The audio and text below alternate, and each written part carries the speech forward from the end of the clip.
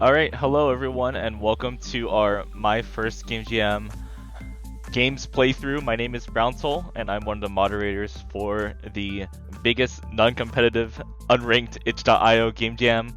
At least this year, we've definitely kept growing since the previous years, so it's been amazing seeing all these entries in our game jam. Now it's been a month since the game jam has passed. I've thought about the format.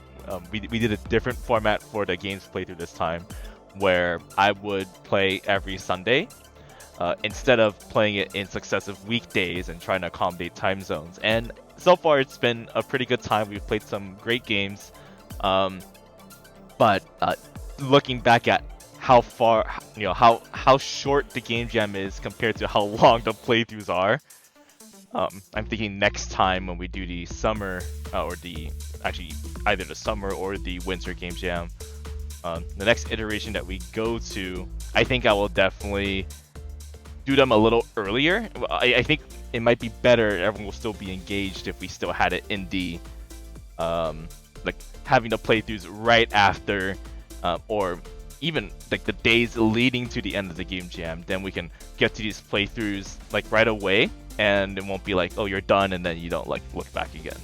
So that's something that I'll definitely think about in the future. I realized there's an ad that's supposed to play in the middle of the playthrough. So what I'm gonna do is I'm going to briefly describe what we are going to do today, and then we'll run the 3-minute ad, and we will come back afterwards for the start of our playthroughs today. So I asked all the Game Jam participants to submit their games in a particular format. I posted it on itch.io, and we got a couple of games on there. In fact, I think the total is like 20 something. Actually, I think it might be exactly 20 games. We did 8. It's supposed to be 8, 6, and 6. So somewhere around that. And if I look closely here at the total submissions on our itch.io page, it should be like 600 entries. Yeah. Excuse me. 616 entries that were submitted to this game jam, which is a lot of entries, and we're only playing 20 of them, and those are the people that were proactive enough to put their game on that itch.io post. So thanks for that. We'll play 6 of them. It'll start with Cosmic Resurgence, then Gliding Depths, Happy Motel, Puzzle Disaster, Nodes for Speed, and then the Abandoned Office game, which is a game we were supposed to play 2 weeks ago, but the internet crashed, so we were unable to play it. Now we'll be able to play that today. And then that'll be it. That's all the games that we'll play today.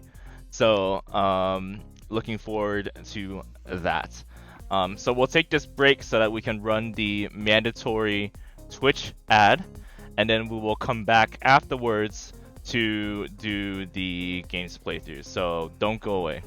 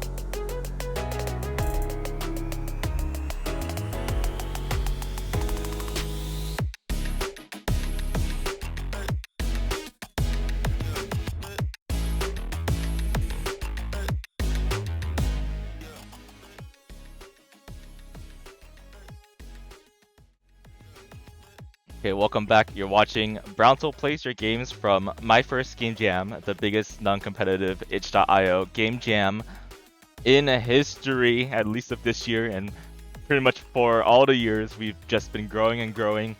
Hello to everyone watching from Discord, the My First Game Jam Discord, as well as YouTube VOD and the Twitch VOD afterwards. For those of you watching live, the VOD will be available at the conclusion of the stream. Actually, we'll give it a couple of hours and you'll be able to see the VOD posted in the streams channel on Discord at the next day. So let me just describe how we're going to go through this. So we actually have a scene here. This is a different computer, and on this computer we have a web browser here where we'll play all the games. This is our itch.io page over here. And you can see that our theme is cycles. Now you can take that however you feel, but it is an optional theme. It's supposed to encourage the developers to think of some sort of game that has to do with cycles. And you can see in our submissions here, in the submissions tab, we got plenty of games that the game jammers have submitted, including the 616 entries that I described earlier. And many of them are playable in a browser, but we also have different platforms that you can download from. We got a couple of mobile submissions as well. So definitely take a look if you're interested in seeing these games. And also, I should describe why we're called My First Game Jam. It is a chance for you as a developer, maybe a new developer as well. You want to try to code a game for the first time, or you want to try something new within the game development aspect, this game development world. This is a good place for you to try that. There's no stakes involved. It's just a good place to try something new, and you can ask our community on how to do these things that you're learning for the first time. And so we have a couple of returners that will come back to this game jam and try something new, and that's what we encourage everyone to do. It's a very much an exhibition showcase, an excuse for you all to make your own games and see what comes out from it. So I made a itch.io post, and I've been writing some updates here, but we got a couple of games that have been submitted. For the most part, you all have submitted properly, so thank you. And let's see, we are somewhere on here. Solix is here. Oh yeah. Solix has been around for a while, so we'll get to play Solix's game as well. That'll be very fun. I need to find Cosmic Research. There it is. So we're gonna start here. And what will happen is you'll see on the bottom left that a timer is going to start. And when the timer starts, you get the 20 minutes to play the game. So this format is still the same. And then I'll describe the game. There's Solix in the chat, by the way. Hello. So I'll describe the game based off of this description here, and then we will go to the game, and then we're gonna play the game. Now I need y'all to let me know if the audio works for the game. I know that the first stream there was some issues with this remote setup. Once again, this is a completely different computer that is streaming to the stream computer, so it's hard to tell if the audio is messed up on the stream. Y'all can let me know in the stream chat whether it is working properly or not. But we got some great audio games here. I loaded all of them to see if they would load and have audio, and we've got some good audio pieces in the next couple of games. Okay, I don't want to waste too much time. The timer started early. So we're going to play Cosmic Resurgence. And this is a 2D space shooter game where you have to stop an alien invasion. And yes, okay, so let's go take a look. And so there it is. The game has loaded. And oh, I have to back out here so I can read the itch.io description. And let's zoom in a little bit so y'all can see this more closely. This is my first game that I made without watching a course in Unity. This game is a space shooter game with a short storyline. There are total 3 levels in the game, and it's made for this game jam. Okay, so we'll play the game in full screen, read the controls, credit info in the main menu. There's some bugs. Okay, so there's a potential font bug, and we'll reset. And look, all the sources are credited, which is great. And you can download the game too. So if it doesn't work out, then we'll download the game. But let's go ahead and go full screen. Oh, hold on. There's no audio because I muted the tab. Now there's audio. Hopefully y'all can hear this. There it is. You hear this spaceship sounding little ambience here. This is kind of the era of space games if you are following the game industry lately. All right, and let's go. Let's check out the info here. So we got a question mark. This is our controls. So WASD for controls, and then the space bar is to shoot, and then we got the oh, you can wrap around the boundary. So it looks like you kind of wrap around here. Okay, so WASD and spacebar is what I'm getting, and the credits. So everything's been credited here, and there's links to it, which is great if you ever. I assume you can scroll here. Oh, no, that's it. Yeah, more sound effects here. Okay, so everything is squeezed in there. There are 3 levels. Let's see if we can get through all 3 levels here. Hello, Captain Michael Steele. My name is Victoria Kane. I am your commander for this mission. Okay. Press S to skip. Okay. We have received information that some of our spaceships, which were on another mission, have disabled all communications with our command center. These spaceships were a part of another mission and were searching for possible signs of life on a planet in the galaxy you are currently in. You are required to investigate what happened to those spaceships. Okay. Oh, well, okay, and oh, we automatically that was automated, by the way. Why are the ships attacking me? I don't know, but looks like the pilots have gone rogue. Hold them off for 2 minutes until I activate auto-destruct in their spaceships. Okay. Roger that. Okay, and I am moving here. Yeah. Okay, so we've seen a similar game earlier 2 weeks ago, actually, if y'all watched that stream. But yeah, so let's go try to fight here. Oh, okay, that's an explosion. Oh, and here's the wraparound that we were talking about. Oh, I need the power up here. What's this power up? This like speed. It's kind of hard. We have to kind of be there, or else it's okay, that's a shield. The power-ups are coming up very quickly. the explosions are very movie-like, I would say. But I could just dodge them, huh? They're not gonna come back. Hi, hello, welcome. How are you doing today? We're playing some Game Jam games. Yeah, well, so far, once you get the idea, it's pretty simple. I think I just, like, stand in the middle here. And then if, like, something comes down the middle, then I can shoot. But otherwise, it's... Okay, well, I missed that because of the movement speed here. But it seems pretty simple to dodge for now. Obviously, it's the first level. Lots of explosions. Also, the, you notice that the power-ups... Like, this power-up that I just used... Oh, I lost. I did not survive. It looks like some of the power-ups they use, on like by inventory, and some of them are based off of the based off of time, and so that's probably something for the future when you think of like the UI design and you look at the item, and you know, what does that tell you, like how the item, you know, you see the icon, okay, how does the item work, and then does it expire? And there's multiple ways that you can go about that.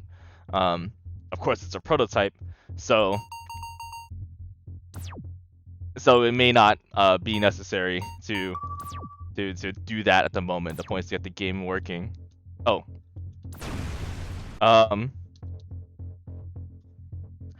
Okay, so we this is a race condition.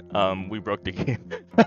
So if you speed through it looks like you speed through the dialogue, then you can soft lock the game there, because the dialogue hasn't finished, but the gameplay can start.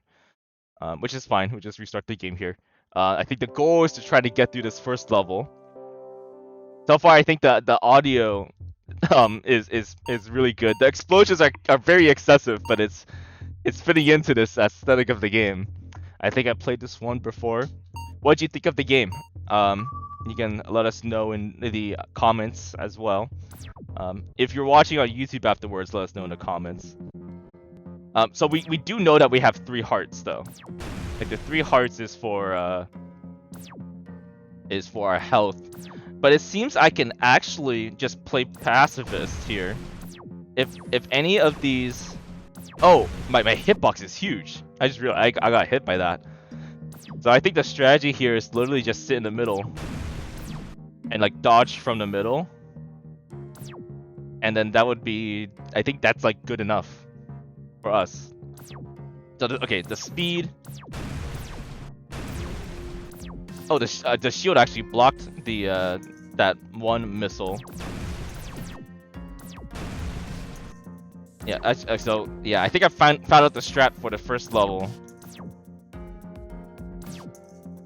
I think there's a lot of good creativity with the style of power-ups. And yes, the power-ups were described in the beginning of the game, so I have to acknowledge that. Okay, well we're 50 in.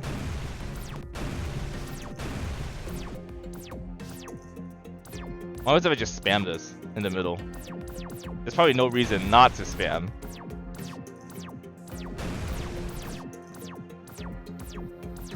Now, there's a very interesting idea. Okay, maybe I shouldn't have spammed the extra power-up. If I get the super power-up with the missile, I shouldn't spam.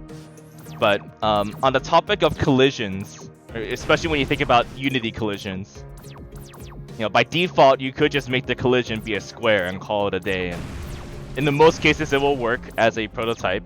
Eventually, when it comes to developing your game further...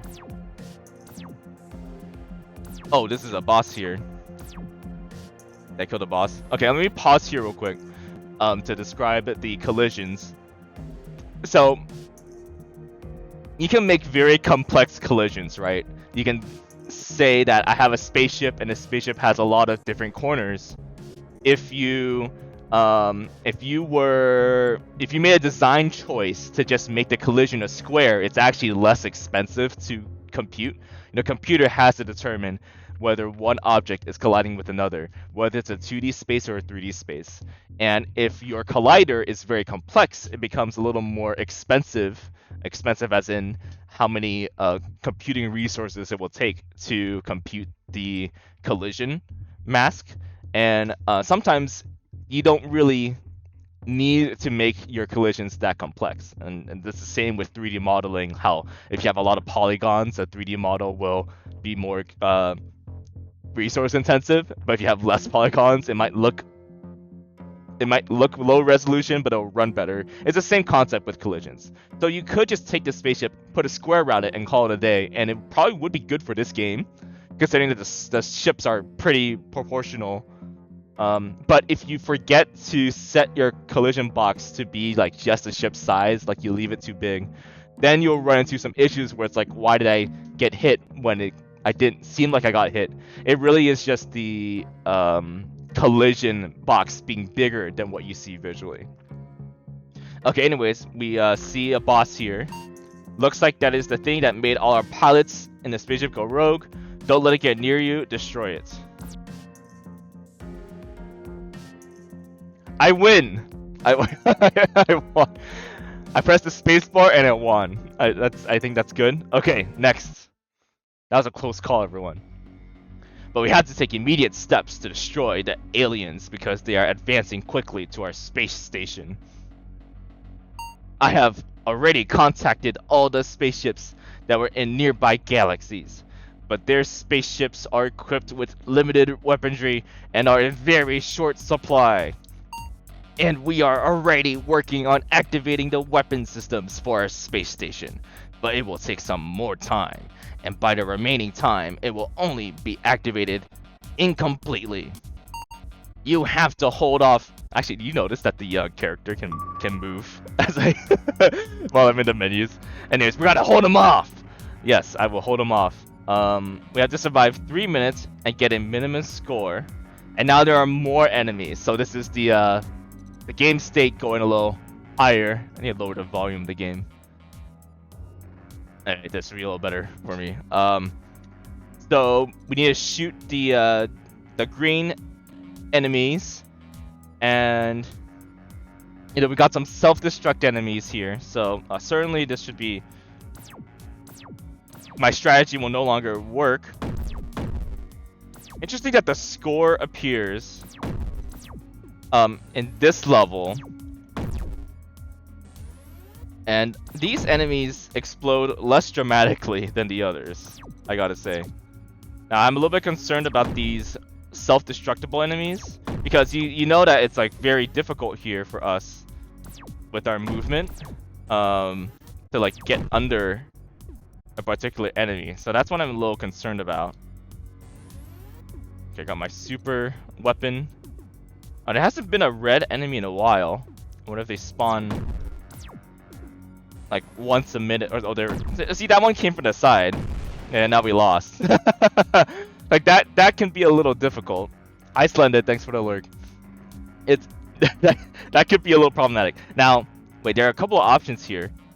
Let me click this restart button. So this lets us start from the middle. Okay, let's. But at least there's a checkpoint.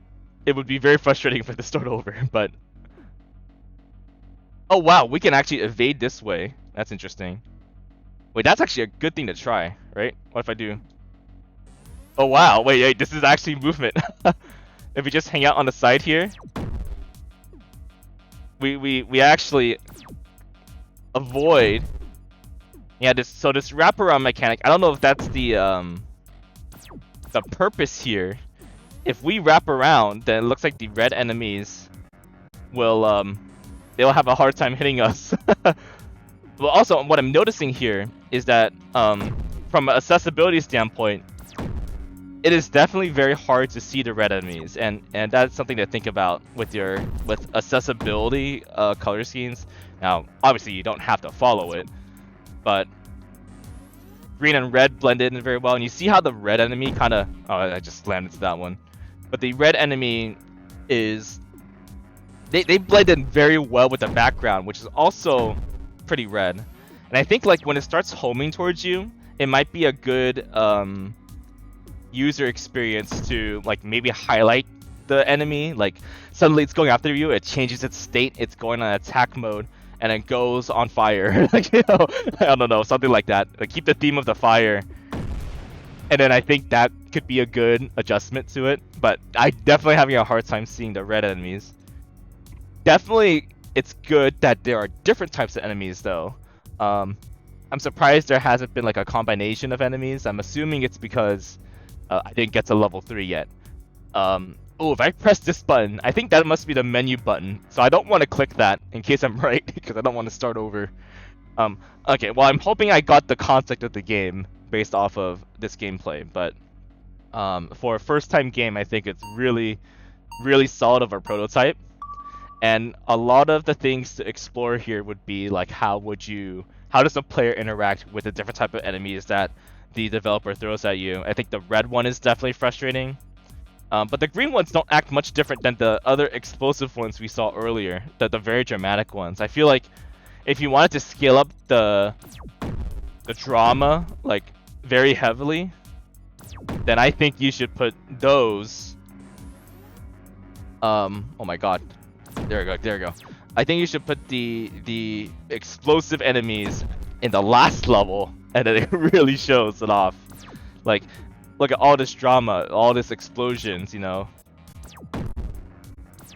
Oh wow, that power up is right on top. So it's actually pretty simple to set up how these power ups move here, and you already saw like the different movement and stuff. But oh, I just I just slammed myself up there.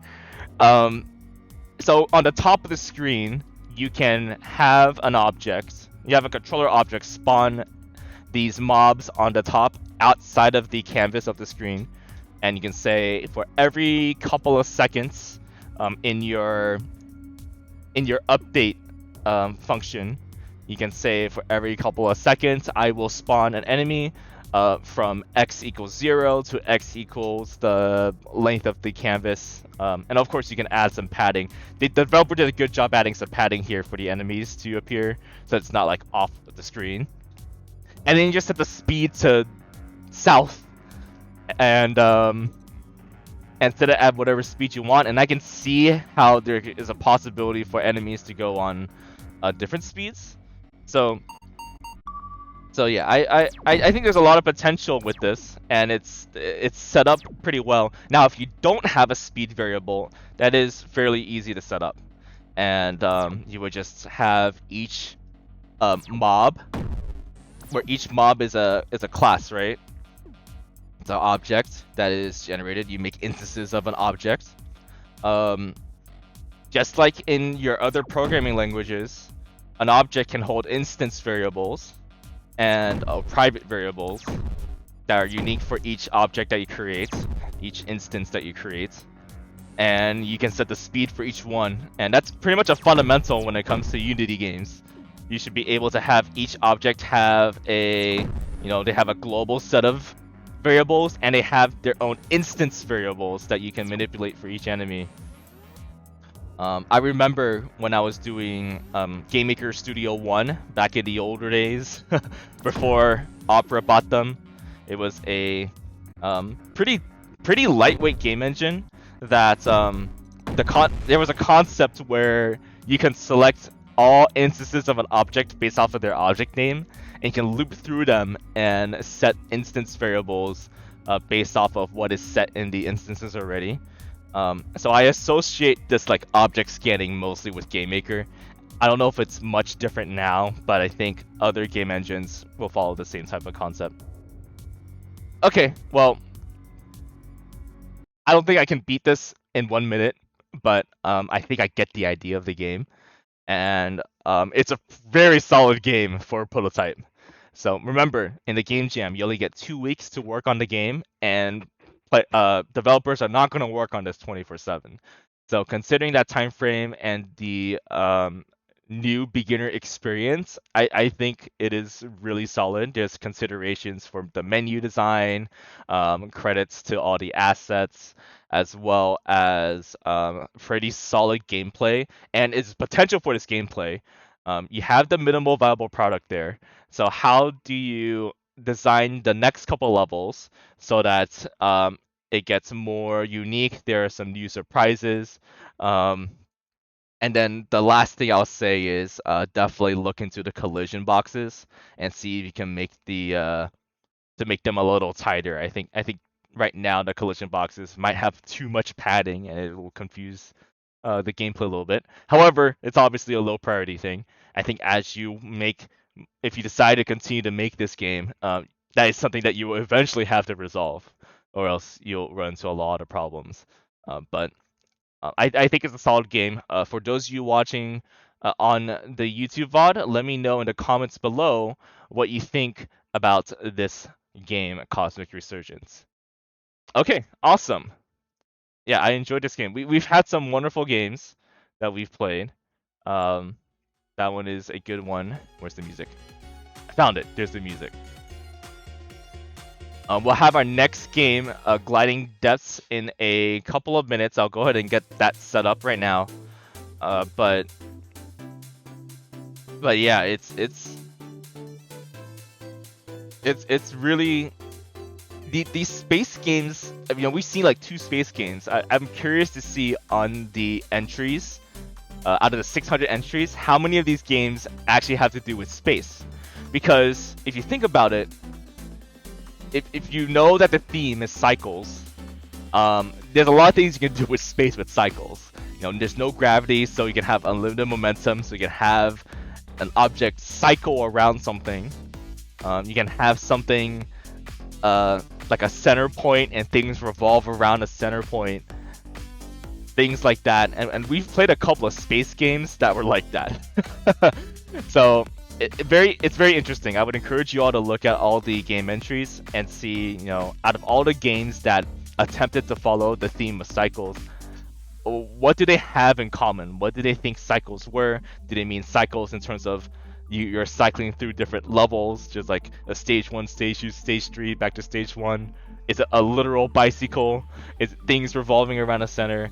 Things like that, and you might get some interesting surprises on how everyone has interpreted the theme. Okay, let me get this timer here. It's this time on. We'll continue here. We won't take a break. We will go to this next game. We'll be Gliding Depths, and I only saw the loading screen for this, and it looks great.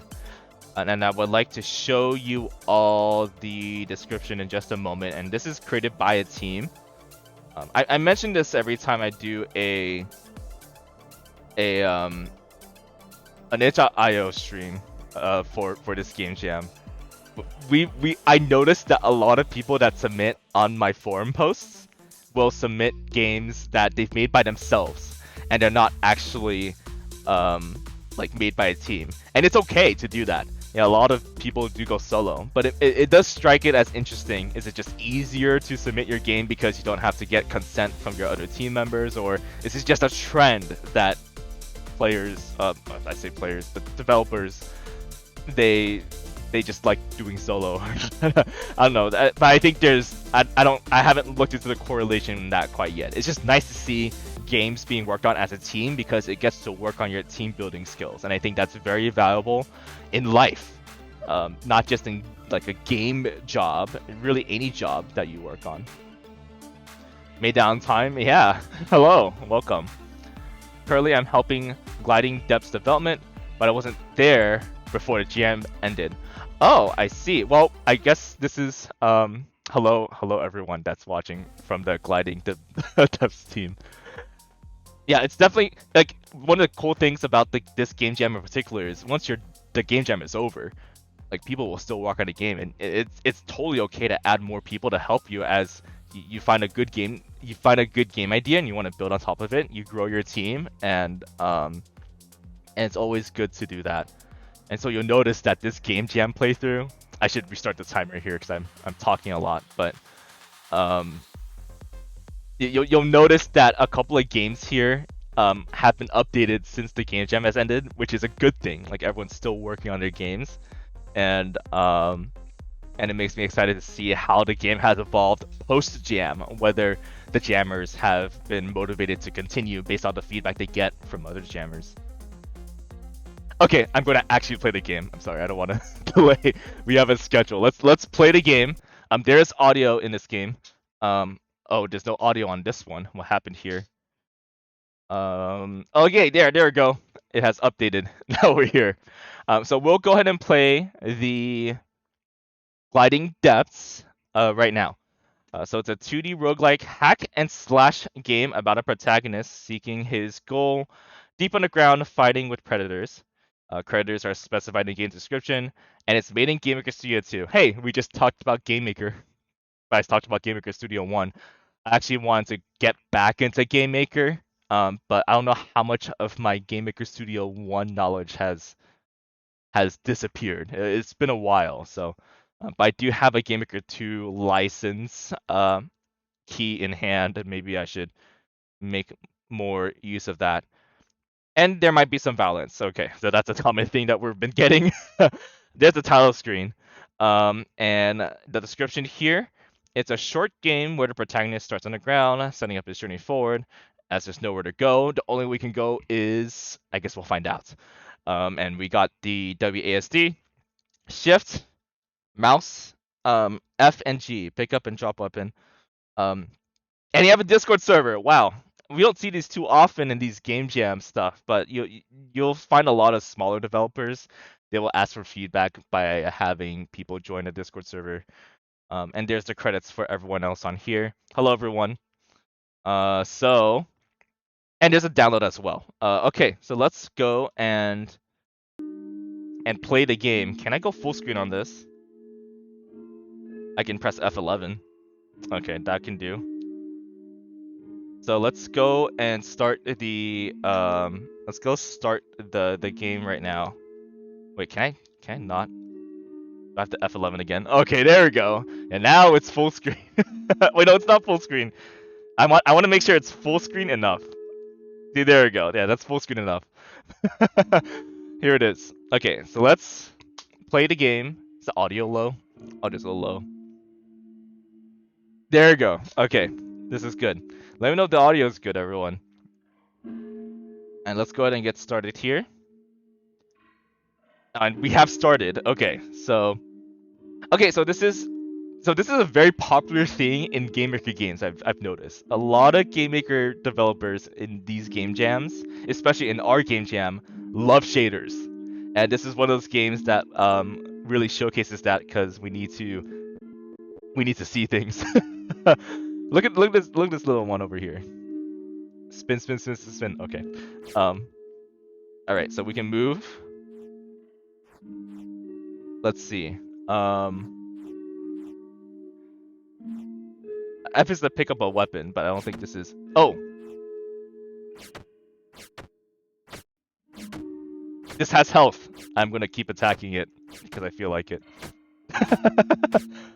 This may do nothing, but I'm not looking at the chat, so if you're saying not to hit that, I'm spending half a minute doing this anyways. Okay, on our way. What's this up here? This is like a hole? Oh, that's an exit way. Okay, got it. We're in Mighty Fists, by the way. Wow, this game is actually kind of dark in terms of. Oh wait, this is a weapon. Oh, I see. So Mighty Fists actually refers to the weapon, not the location. But I feel like Mighty Fists would be a pretty cool location. Oh wait, we're being okay. Hold on. I was describing the game. The game is not letting me describe the game and how I feel about it. Yeah. Oh wait, I can't. Okay, I'm done. Now I can describe the game. Hi Brown. Hi Katie. Nice to see you. Katie Katsu, a regular viewer of my streams where I do coding stuff. We're playing some game jam games right now, as you see. And I have failed miserably because I did not pay attention to the mobs getting angry at me. But I have figured out that I can pick up some weapons. So I think that is the strat here. We're going to pick up some weapons and actually play the game. I think that's the move here. Now notice that the game doesn't actually tell you what things you can pick up. I would assume that we just use our best intuition and look at the most shiny thing that's on here, and you'll be able to pick it up. And so that's exactly what we're doing. Cycles are brutal. Picking up weapons sounds like a good idea. Yes, it is. It's a very good idea. I should probably go back for it, right?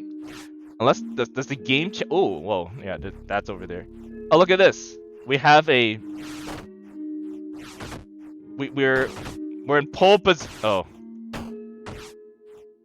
we lost the. Okay, maybe I don't understand, or it's a skill issue.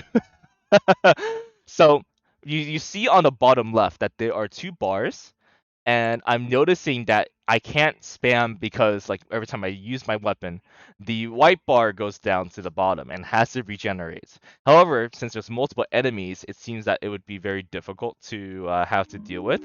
So I feel that it's actually not really like, am I using my weapons correctly more than is my movement going to be good? Okay, you can dash. Yeah, it's just, that's the what's the dash button again? Hold on, we have to scroll. We can scroll the dash button again. It's a shift button. Yeah. Okay. Yeah. See, even then though, I think like having to figure out where to go is Okay, there's a sledgehammer. Oh, that's a blue buddy. Yeah. Okay. At this point, I think it is a skill issue. What if I just keep running? So this is how fast the stamina goes down, as you see down there in blue. Okay, maybe it is fast. Oh dear. Yeah, so these mobs are. Oh, you know what's interesting? Oh well. What's interesting is I can, because these mobs don't attack immediately, I feel that it is a pretty decent strat to just run through them. But then you will run out of stamina eventually. So is it a mix of being able to attack, and then when you can't attack, you run, and then when your attack gets filled up more, then you can attack again. So it's kind of like jumping between the two. Um, and you can see here the tips from the developer on how to go about these things. But it's interesting to see like how someone just kind of guesses uh how to do these things instead of when you know the answer right away, is it still is it still hard because you're like not used to it. um I'm also realizing that I have short memory. Um, so it's going to be hard for me to remember the actual path, which was upwards. Uh, and and yeah, I don't know if that meant anything. We have this item. Notice that these little buddies. By the way, it is a little hard to see, but this might be a intentional design decision. Oh, I'm dead again. Um, it is definitely a little hard to see some of these enemies, but more importantly, I think I understand. I'm just not very good at these type of games. Have we played a couple of top-down games already? When I pick up this item, that's when all the enemies go after me. But when I haven't picked up an item, they have not got. Oh, hello. No, I do like the numbers that show up though. The numbers are really cool. Do I need a better Oh, I can't go there. Do I need a better monitor? I think I need a, hold on. I'm playing off of another computer, remember. So, I'm just gonna do something real quick. I'm going to, I wear glasses, by the way. I don't know if that means anything, but I'm gonna turn up the brightness really high on this monitor because I think I just can't see. See, but this is the problem though. It's like, you can as a player, as a user, I can say, oh, like, why is it so hard to see anything? But then you're also like in a cavern, right? So like if you make a cavern very bright, does that ruin the aesthetic of the game? And that's something that you have to think about as a developer and as a player. Maybe the design choices for it to be a dark environment, for it to be hard to see, to panic when there are a lot of enemies that are about to swarm you, that could be a very intentional design decision, but very frustrating from a person that wears glasses that can't see things in the dark. Um, or it's copium. That's what we call it in the esports scene, copium. But it's okay. I think we will figure this out. Um, all I know is that there's one item over here, and that I've had a pretty good time going the right side route. But oh, there's two items. What if I pick up, or what if I drop this to pick up this item? Does it like? Oh, okay. So so what I was trying to test here was if you pick up an item and then you drop the item and you pick up the next item, you can tell that that's very well programmed because the stamina for each item seems to be independent. Correct me if I'm wrong. So it's tied to the item that you pick up, which it may not be like immediately obvious when you look at this, but you can see that white bar like changing like crazy, depending on what item you pick up. Okay, wait, I need to go up. Let's go up here, and yes, I think it's a in case I wasn't clear enough about this, I think it's good that the stamina reloads like really slowly.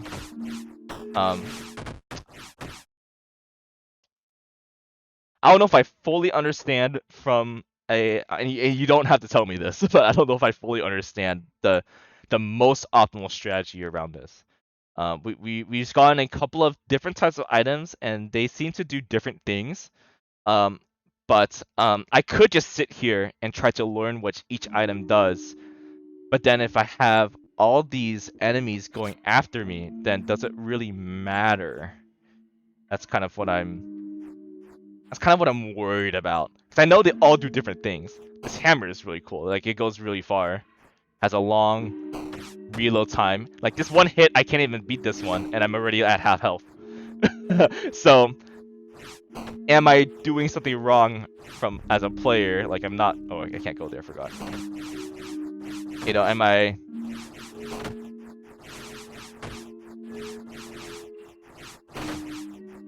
Oh, see, I'm kind of onto something here, but I still have to fight them. Like, see, now there's like 10 enemies, and then I can't go about it. Is this like a skill issue? Actually, I think we should have a proper death animation. Oh yeah, that's low priority, but you could. The swing delay is different. Even materials are affecting the weapon. Yes, and I think that part is very cool. Like, the more I look into the different types of weapons I'm picking up, the more I'm appreciative of how it's designed. I think they're very, very cool. Um, but is it still very hard? You know, like, do we get the chance to understand the weapons in the first place? In this type of game, the whole point is the start from, let me get here, is to start from this little dungeon, get out of this little dungeon, and then climb to the top. And maybe, for all I know, the prototype could just be that, just go to the very top, or it could be endless.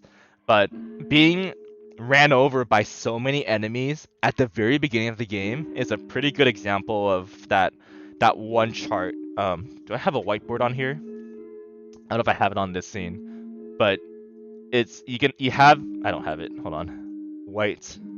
Insert whiteboard. Whiteboard? There it is. So it's like, it's one of those games where it's I think it goes like this. So this is an XY chart, and it's like, what is it? Difficulty? It's difficulty, and then it's something else. I don't know if you all know this one, but it's like your game needs to be in the middle. Okay, this doesn't look good. I need to look this up again. The diagram of the game diagram of game, is it the game replayability diagram? Time for Y. Yeah, I think it's the replay value graph, but I'm not entirely sure. Okay, well, I know the timer's running, so I don't want to spend too much time. The whole idea of the diagram was supposed to be, will the player like come back and replay if the game is too hard? If the game is immediately too hard, will they come back and play? And there are some games, like these roguelike dungeon games, where the game is very hard, but you keep your stats after you die. So then we saw a game 2 weeks ago that did this. You died, but you kept your currency, and then the game gets easier as you are able to build up your player. And so that's their excuse for making the game so hard in the beginning. But in this case, you start with nothing, and you pick up a weapon that's randomly generated, and you have to basically fight 10 enemies right away. Will that make the player so mad that they will not play the game again? Because they just can't get past the first level. Like, that weapons are great, but I can't beat the 10 enemies, therefore, because I am impatient and I cannot figure out how to beat 10 enemies, and I forget how to run sometimes, although I'm figuring out this run animation. If that's the case, then, like, why would I play this game? Like, I'm dead. Why would I play this game again? And that is something I think y'all will have to think about for a bit. Now, this problem may not show up during development because you can be so good at your own game. I mean, you're the best player of your own game during development. So it might be so easy that this has never come up until someone plays the game and realizes I cannot get better. It's essentially the factor of making it hard enough to maintain engagement, but not so hard. Yeah. I think it's like difficulty and engagement. Difficulty. Hold on, I need to visualize this. Difficulty or difficulty. Difficult. It's I'm just gonna say difficulty and engagement, and I'm pretty sure the chart goes like this, and it's like you're supposed to like put your game down the middle. Um, well, the player can be very engaged, but the game is too easy, and then you run out of content. Difficulty is difficult to spell. It's difficult to write with your mouse. I hope you get the idea. I should look up this chart, and I feel like being out of games for a little bit. It's unfortunate I forgot about it, but yeah, yeah. That's what I'm getting. Like I'm feeling a little frustrated right now, to be honest. Um, but but the game is good. Like it's visually good. The audio is good. Um, is it solely a game balance problem? Is it easier for the player if you introduce them in slowly, like you introduce one mob, have them destroy the one mob, have a scenario where you can just run away from the mob, and then you can get to the part where we're seeing right now, where you throw more mobs at them. Now that the player has a slight understanding of how it works, can they get out of those scenarios? But I think it's the game balance thing. Let me know what you think in the stream chat. If it's just a game balance issue, because I think the other stuff of this game is brilliant, and it's a great foundation, and and your animations and whatnot. I think that's secondary. I think like for a game jam game, this is amazing. Um, but will players be able to see more than like 2 screens worth of level at this difficulty? I don't know. Um, and I would encourage like maybe a little more research to see like can it be balanced so it's like it's still difficult, but it's able to introduce the player um to that. Um, so yeah, so that's my thoughts on that. I'm gonna press this button so I can hear the music again because the music is great. The title screen is great, and just like look at the programming that it takes for this, and the character, this little character spinning around, like all this is really cute and really cool. Um, oh, I guess one more thing too is like how do you well, maybe I'm not too much of an expert on this part, but like when I see the weapons on the ground, how do I know I can pick it up? But in this scenario, it could be distracting as a UI to put text saying you can pick it up. Um, then again, the UI already shows doing an attack, a number shows up for damage, as well for damage to the player and damage to the enemy. So maybe just highlight it. Yeah, that's a pretty good option. Like you go close to it, it highlights, or it just highlights when it shows up within the frame. Then and then you're able to pick it up because you know you can pick it up if you read the instructions. Then like maybe that's good enough too. This is great. This is a great foundation of a game. I'm gonna play it one more time to see how far I get because I spend so much time talking and not playing a game. I'll play it one more time for everyone. And I have a baseball bat. No, it's a flip pipe. I have a flip pipe. Oh, I kind of dodged. I high key dodged that. Oh, here's another game balancing idea. What if? Oh no, I lost my. Oh, there. Okay, I'm okay. I'm okay.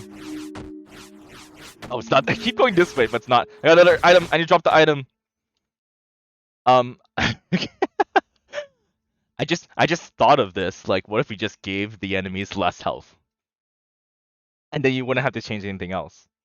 So there's multiple ways to go about it, but it's there's definitely different ways you can rebalance and see how it'll work. But it is fun. Next idea on the list.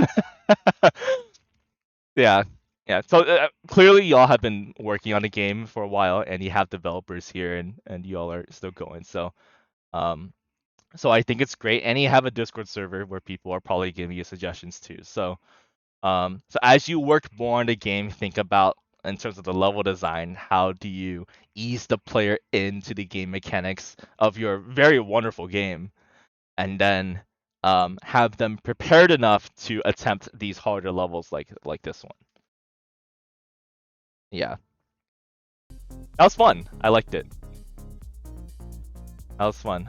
Thanks for letting me play your game. There it is, everyone. Right over here. Hold on, idea. There's Gliding Depths. I'll leave you all with this title screen. Very, very nice. And let me know in the Twitch comments, as well as those of you watching on YouTube or Discord, if you're in the streams chat or anywhere in that Discord server. Let me know what y'all thought about this game and what's your favorite parts and what things can be improved on. Yes, okay. So, we have another game coming up. Let me look at the timer here. Okay, we can do one more game until High Growth Water, nice to see you. We'll do one more game and then we have a mandatory Twitch ad, so we need to keep our eyes on that one. But we should be able to squeeze in this next 20 minutes, so I will do that. How you grown Water? It's nice to see you again. Thanks for everything. Yes, and thank you to I never pronounced your name. Hold on, I will get this right. Kara Matheson. Thank you for coming by and giving your thoughts as well about the game. It was very fun to chat with you, and good luck with your game. Okay, next game's being set up now. It will be Happy Motel. Oh yeah, so Happy Motel is a creepier game. For those of you that are scared of creepier games, this could be a problem. So, just a heads up on that one. Okay, I start the timer here. And then this is a downloadable game, so I have that prepared as well. Okay. All right, here we go. So the next game is going to be Happy Motel, and this is from Solex. So it's nice to see you again. We've reviewed a Solex game a couple of times in the previous iterations of the Game Jam games. So it's nice to see this one, and there is audio in this one. So we'll mute the music. It takes a while for this thing to load. There it is. Happy Motel. Short thriller game where you're searching for your missing friend, and it's made by Solex, Tuckleberry Win, Sami, and Ahmed Razi, a team of 4, and it could be scary. So let's go check it out right now. Here's the itch.io page, Happy Motel. You and your friend are on vacation and need a place to stay. What will you do when you wake up and your friend is missing? All right. Well, that will be fun. WASD E space escape and tab. Okay, decent controls that I may forget.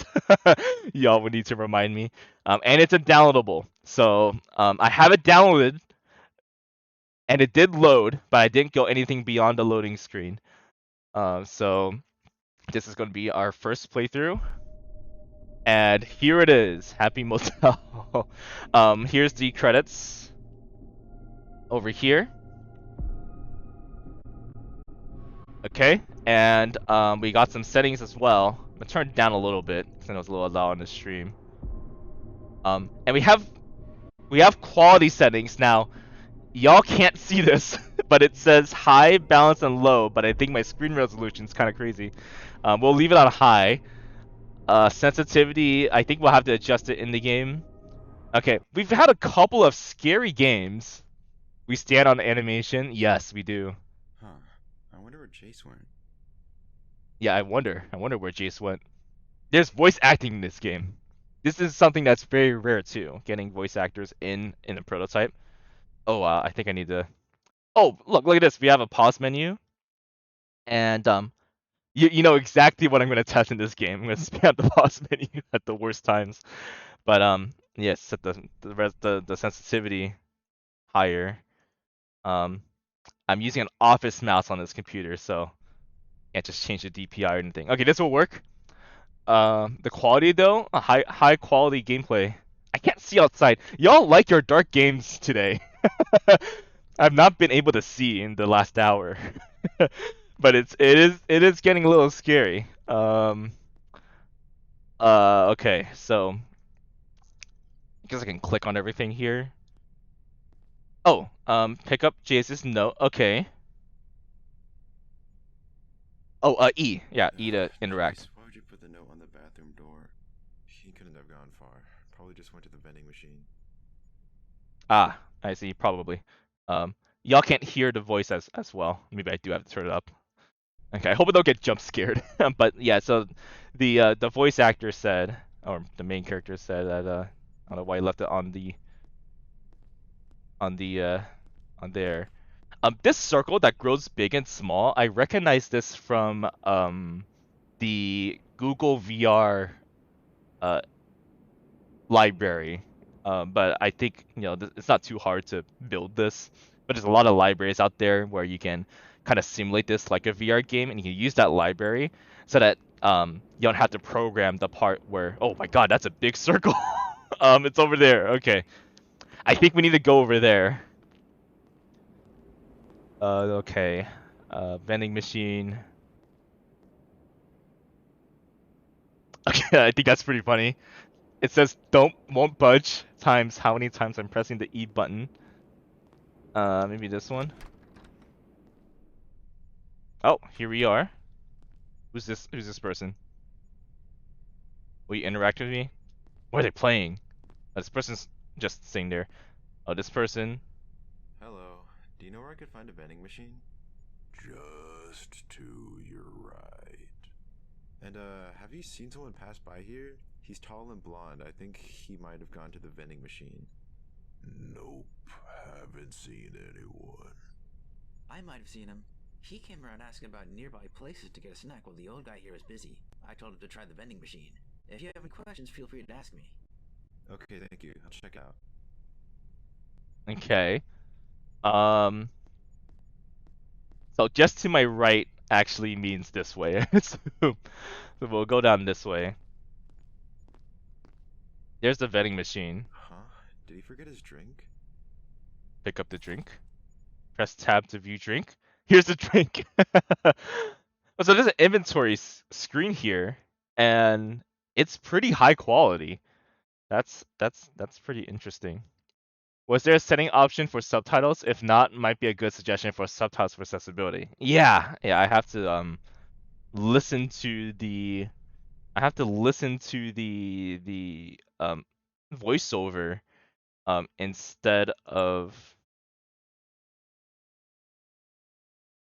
being able to read them. I am a subtitle person, but you make a very good point, Katie. I think there should be some subtitles. That's the one thing missing in this game, where the dialogue is actually important.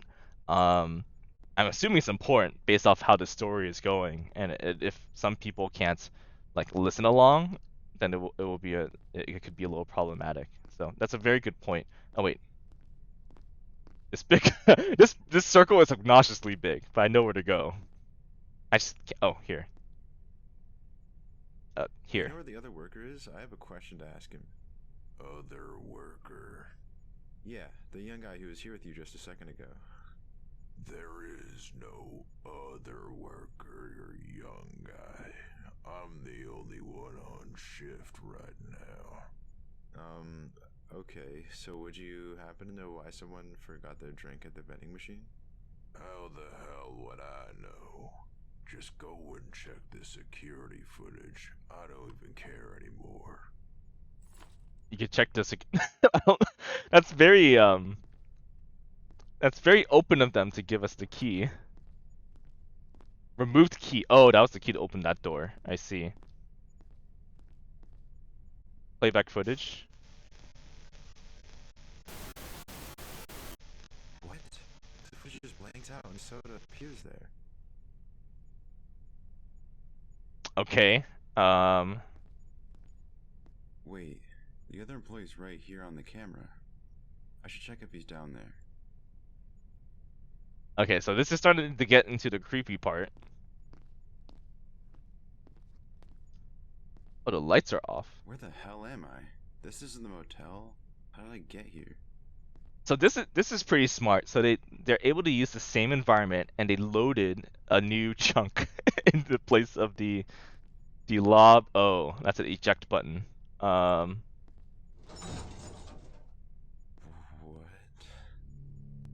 What happened here?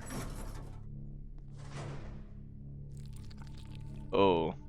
Well, I'm sure this looks disgusting, but it's so dark on my monitor that I can't see. So oh, there's a key card here. Power's off. Turn on the power. Oh, the power's over here. Well, thank God for these bright white circles because it is very hard to see.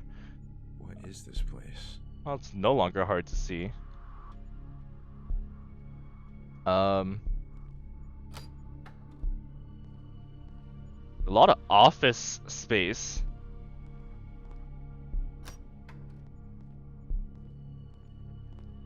Where are we going up here? Okay, well, nothing to see here. Activate the door. Okay, there is something to see here. It's a cassette player. Huh. A cassette player. I guess I'll look out for cassette tapes to try with this. I wonder if there's a design choice here where when I press the tab button, it pauses the whole game. Which is fine. But because the inventory just shows up within the game space, and it's not like covering the UI is not covering all of the game space. It makes me think like, oh, the game froze when it actually hasn't. But that's just a design choice. The obfuscate gives me the SCP CV vibes. It's definitely very unsettling, to say the least. I can activate the door right this way. Okay, there it is. Isn't it very interesting that this one computer is the one looking that way? Out of all things. Okay, can you go back? No. Very smart of them.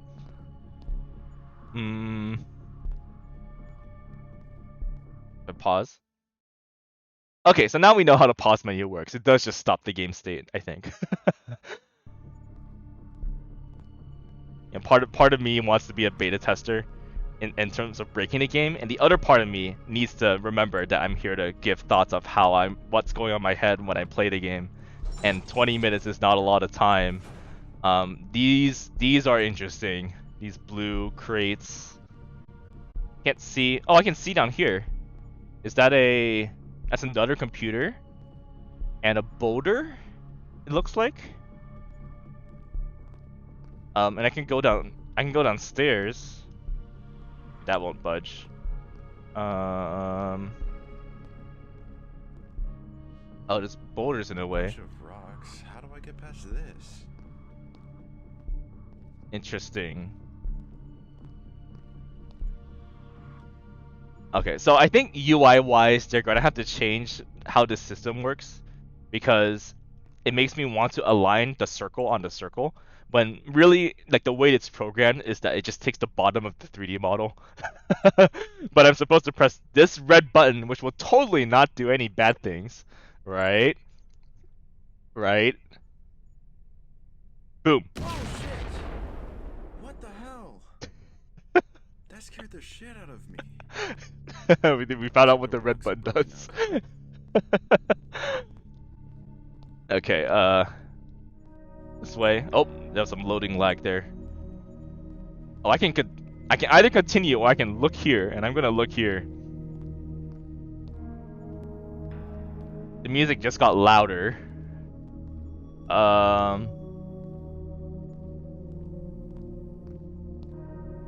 Okay, I can't go back there.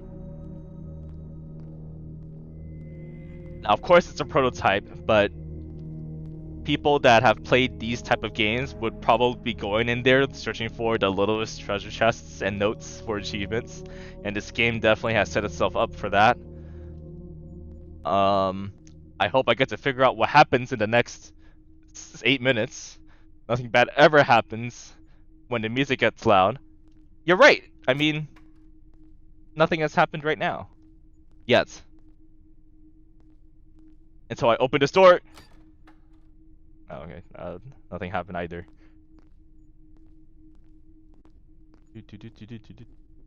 And I open this door. What the fuck? No. Is that the employee from earlier? And I'm back at the motel? No. The person splatted in and you can't even interact with it. Okay, we should probably not look at it. I don't know if Twitch is Is that Jace's watch? I don't know if Twitch is would like that. I hope this means Jace is back. Okay, anyways, yeah, so we can't even see the watch in this darkness. We have to go inside. Turn to the motel room. Where was our motel? It was upstairs, right?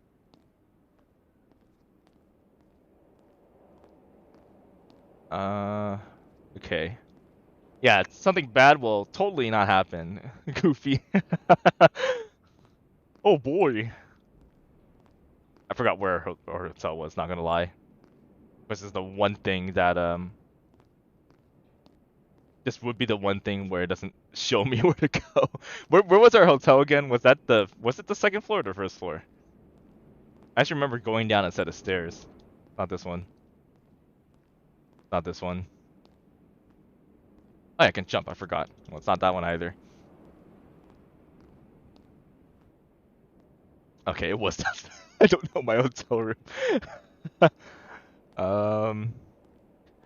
Well, so far, I know Katie alluded to this earlier, but the animations. Oh, there it is. Yeah, this is our. He's not here. I can't do this anymore. I'm going to sleep. Going to I hope sleep. he's here in the morning. You close the door. Go to bed. Bed. Jace? No, Jace! No, Jace. Actually, love how the voice actor was so like enthusiastic about it, but not really. Also, I think there's nothing encouraging the player to keep stuff in his inventory as the player doesn't have any interesting equipment to use, only key items for unlocking more. Okay, I was not expecting that.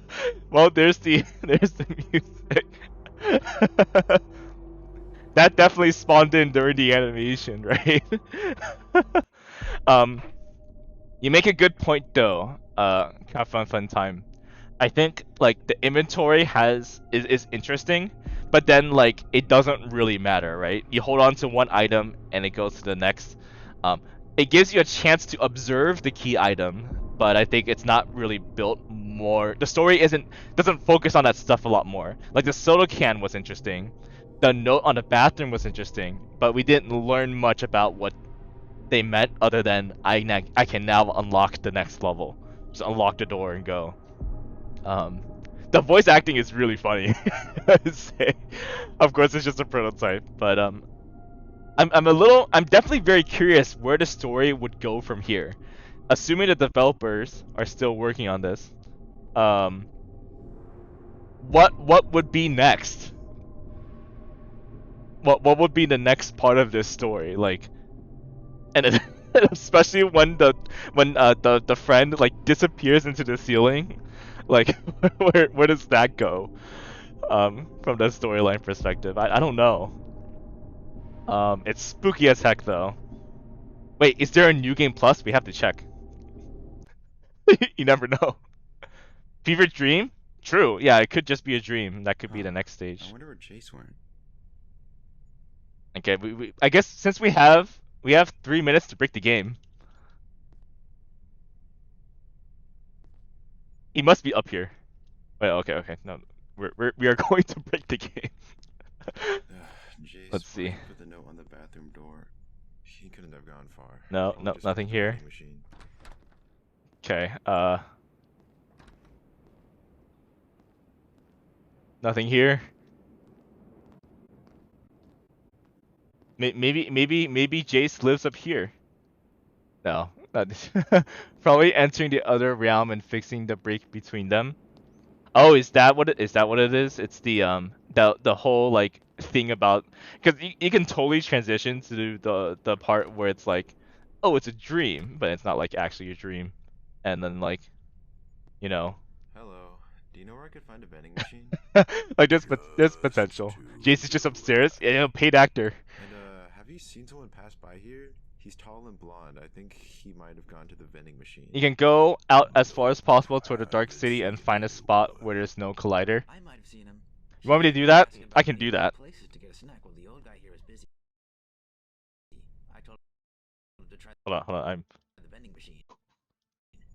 If you have any Okay, he's questions, not feel free broken. to ask. So I had to try it. Thank you. I'll check it out. Which is it? Is it out this way? Hold on. This way? Out this. The Dark City. Okay, I'm walking. I'm gonna go this way because I have 2 minutes to figure to see what happens. Do. Uh-oh. Oh, that's a collider. Okay, hold on. This way. I would assume that the very smart programming brain made the city made out of just a texture, a flat texture. Oh, that's a collider. Here's oh, that's not a collider. I can barely see this collider. This way? Oh wait, this might be these are real buildings. I know, over here. Let me go north. It's the far left and forward if you're facing away from the office. Oh no. Hold on.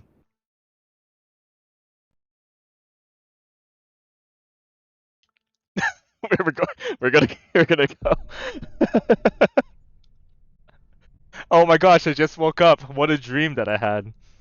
Huh. I'm stuck in a I wonder time what loop. Chase What am I went. gonna do? Well, there's one thing that this game does well for sure is that it got you Chase curious. already If you're put gonna in that keep one making the at the vending game, door. then He it's couldn't have gone far. Probably just went to the vending machine. if you're gonna keep making the game, then you have the storyline down basically because you got people curious about it. Wait, okay, so you can go behind a motel and see if there's nothing in the back of it. So far left. If I'm facing away from the office, far left. Oh, and okay, you know what? Yeah. Check behind the.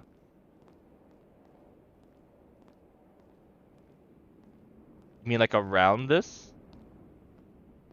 You had it, but it's too late.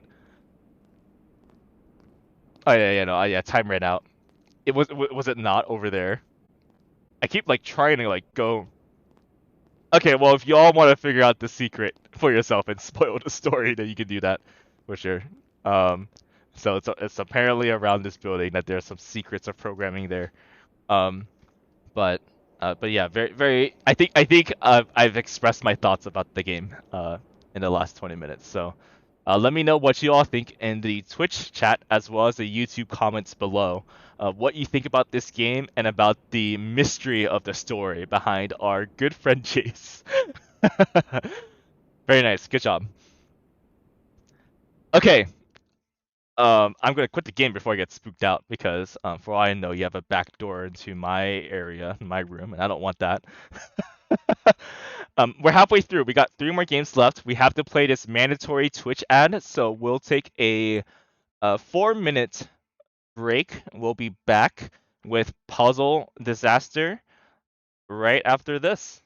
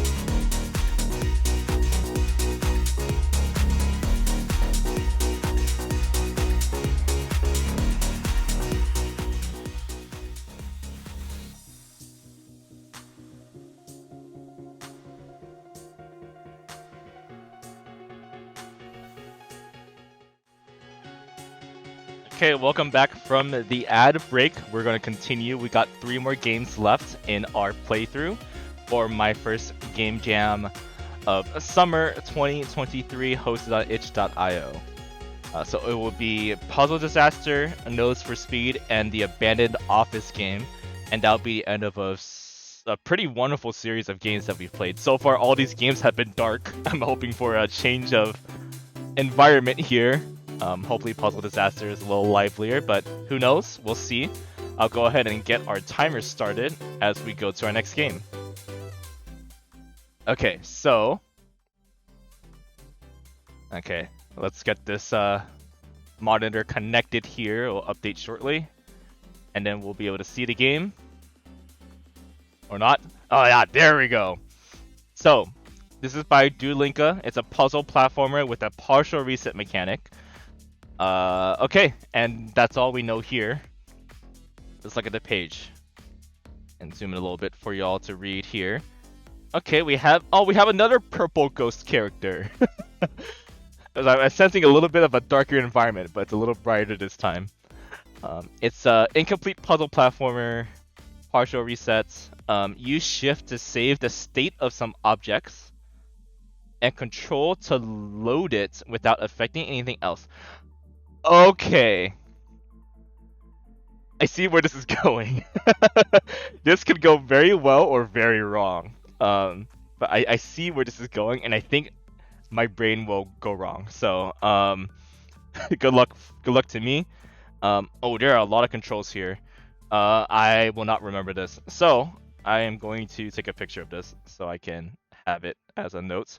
But WASD, we have a spacebar, interactions, and then the most important ones are the states here, loading states. And then we have some contributors here. Hi, contributors. Okay, and inspiration and okay, so everything's on here as well. Okay, let's just play the game. And stop the music.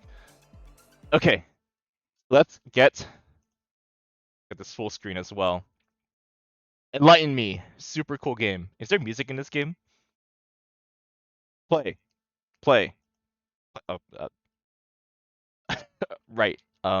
Play. There we go. Chance to hit Control W while playing. You're right. That would be a problem, huh? I think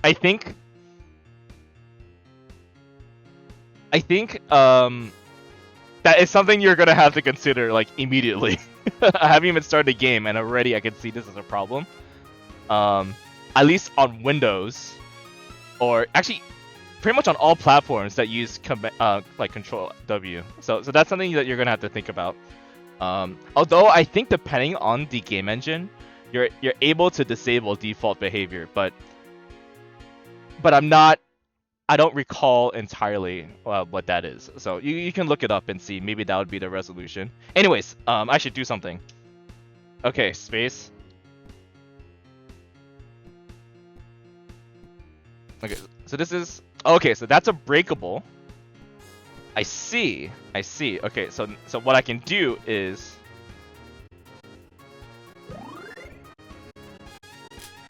Right?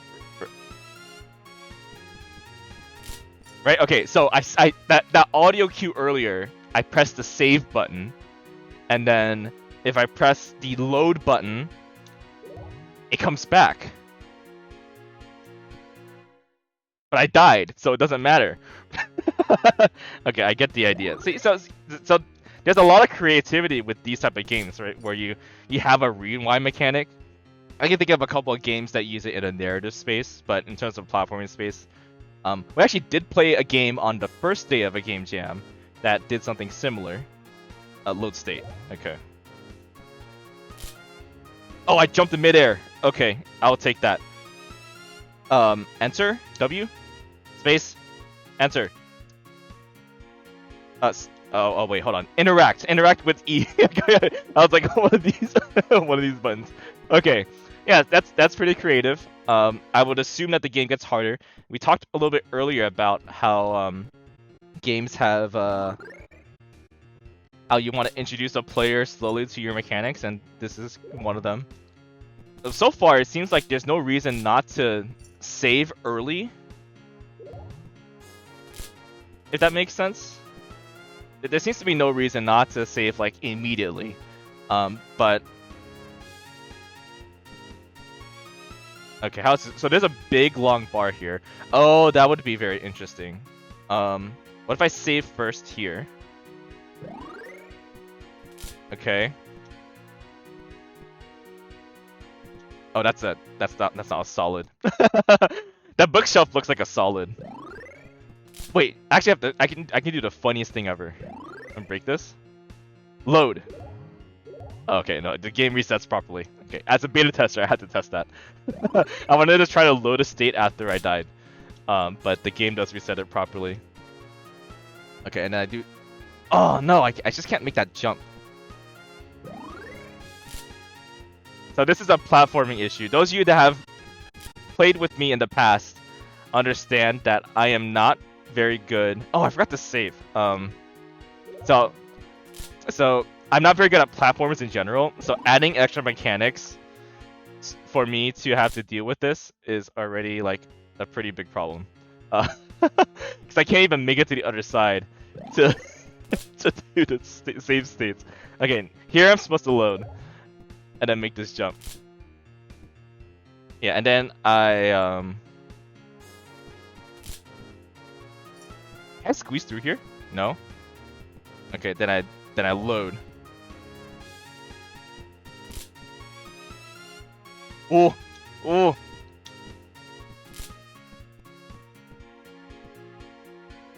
Oh, wait, this is kind of. I want to try something before I open the door. Okay, okay, so that's a state that was thought about. I want to try to. I did this earlier. Okay, I'll try it later. I'll try it in a little better circumstance. What I want to try to do here. Head bump. No, not head bumping. Head bumping obviously works.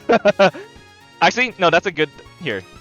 I mean, I'm sure this is covered too. Yeah, a lot of platformers already like this is if you're good at programming platformers, then you would know already that like you have a state here, you have this object, right? And there's a separate collider for this part, and there's a collider for the top part, right? Actually, I would consider like even the edges. So if you keep the edges separate from the top part, right? They have different interactions with different objects, and that's pretty much a fundamental for platformers. So it's very easy to say like, oh, did I jump from under it or above it, and you can code it like that way. So if that wasn't working in the first place, then you would have a lot of problems. Anyways, I messed up, so I want to try this. No.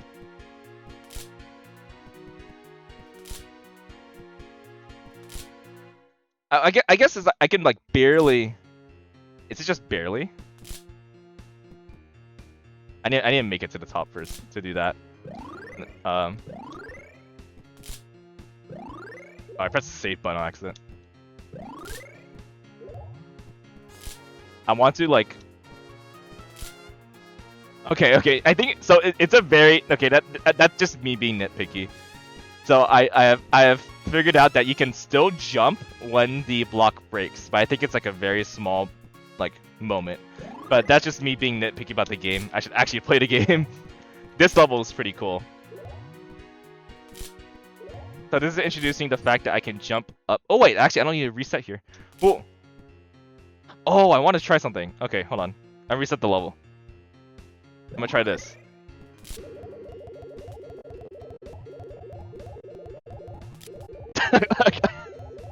I guess you could technically play the game doing this.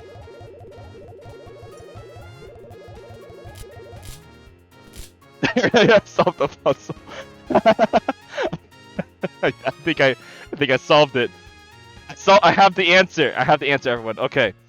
I probably this probably won't help me all the way through, but oh, yeah. See, it would be. I can't do that in this level, because then I can't get that key on the bottom, like this one right here, because then I would just be stuck. So, okay, let me just explore first. I'm gonna run through this and get this key. Wait, there's 3 keys. How do I get this other one? I think I can jump up again.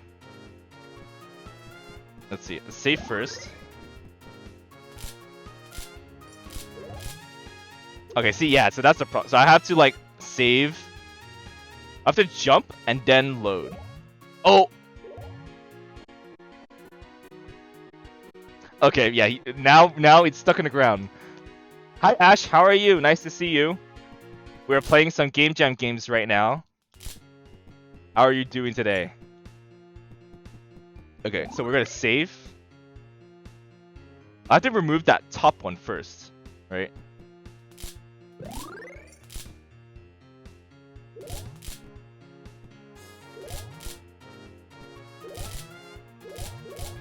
Wait. I have the chance to do the funniest. No, okay, never mind. I broke the game again. Doing good. Recovering from the dentist. Ooh, yeah, the dentist can hurt sometimes. Yes, you should get some good rest. Okay, so this is the first puzzle where I'm a little lost. I know I have to like jump up. But like if I don't get this jump down, it's kind of just doomed. I only have one shot, one opportunity at this. So what should I say? I should save. Here, let me jump here. I should save this state, and then I should break this top block, and I need to jump immediately and load.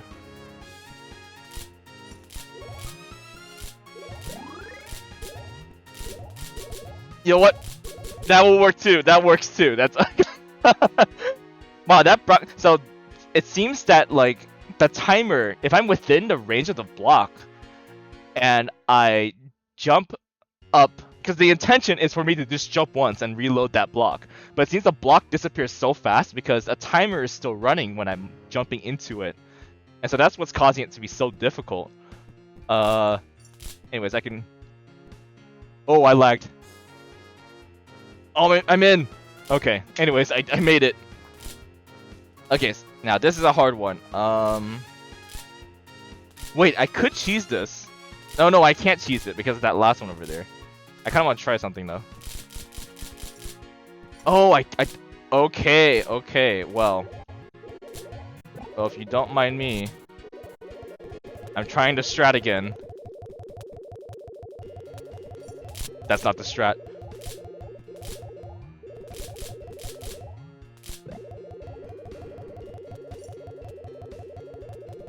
Oh, yo, what? I can't jump. I can't jump while Okay, I can't jump while spamming that. So the game's not completely broken. I still have to attempt. So this is the control W scenario that you were talking about. But I think my keyboard is preventing me from doing that, which is saving me from closing the game. I'm trying to think about the best way to. Oh wait, I just can't jump. Oh no, there it is. Yeah, I can jump. So it's.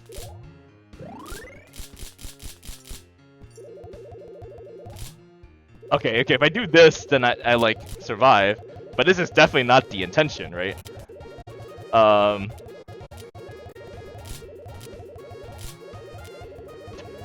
my keyboard's gonna hurt. Hiya!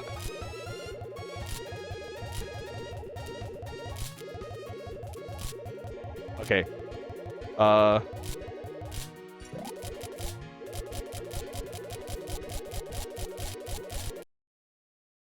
Okay, so based off of that gameplay, I think there definitely needs to be a rate limit on the saving and reloading, because there's definitely a very, unless this was intentional, there's definitely a very easy way to just macro the save and or really the first save and then the infinite reload. I think we have to rate limit the reload, and what this means is, I guess another name for this is a cooldown.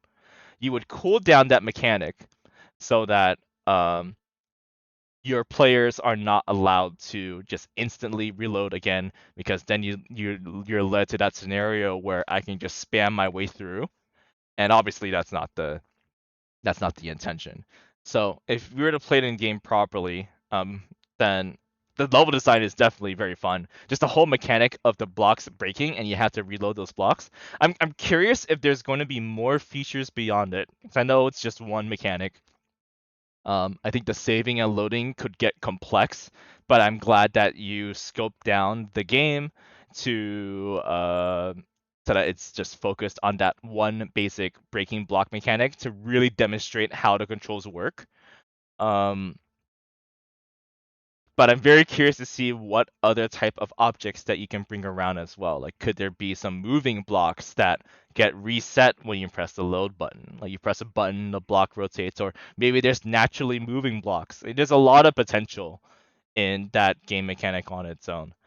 So aside from me spamming the save and reload, I think if that's refined a little bit, put a little bit of constraint on the player in terms of when they can save, when they can load. What if they can only save when they are grounded? Right? That might be a good restraint to have. Then I think it would be well defined that way. So definitely take some time to think about it and see if that would be, if you're going to keep developing the game, is that like a tweak you'd be willing to do, or if it's just a feature of the game. Because I can definitely see it being abused for later game level designs. But in a way, you can be more creative with your levels if you're able to restrict the key feature of the game in some way. So, of course, it's a prototype, and there's a lot of things you can explore. But this is a super cool game, as you can see here. So, um, yeah, very very fun. I enjoyed it. Let me know what you all think in the Twitch comments about this game, as well as the YouTube comments in the comment section below. Okay, so that was. Let me click the quick button. Wait, quit. Oh, yeah, you can't quit online. I forgot. Yeah, so this is a cute game though. I like how a lot of games so far have really enjoyed having a purple ghost as the character. And I'm very tempted to say the name of the actual character, but I know we're technically in a sponsored segment, so I can't say the name of the character. But I know exactly what I think about when I see a character that looks exactly like that is purple. But we've seen a lot of this type of character, and now I'm very curious. Like, is there a reason behind these players picking this because they're so cute? They are cute, but there are other types of ghost characters that are not purple. Nukes. Okay, I mean we're going the nuke route. Um, it's yeah. Anyways, that's a fruit for thought for sure. Okay. So yeah, that's my thoughts on that. We'll take a well. We already ran our ads, so I will just chill for a little bit and hang out with everyone. Um, Hopefully you all have enjoyed the games that have been played so far. I know I have. We got 2 more games left.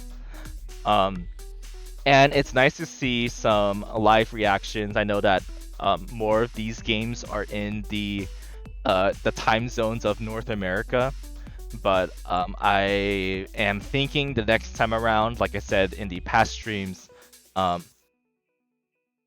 we did try to have a couple of these Game Jam streams the week after the Game Jam, but there were just so many streams that it was a little overwhelming. So this time I decided to do them every Sunday, but now we've leaked over a month past the end dates, as you saw with the 30 days ago posts on the itch.io.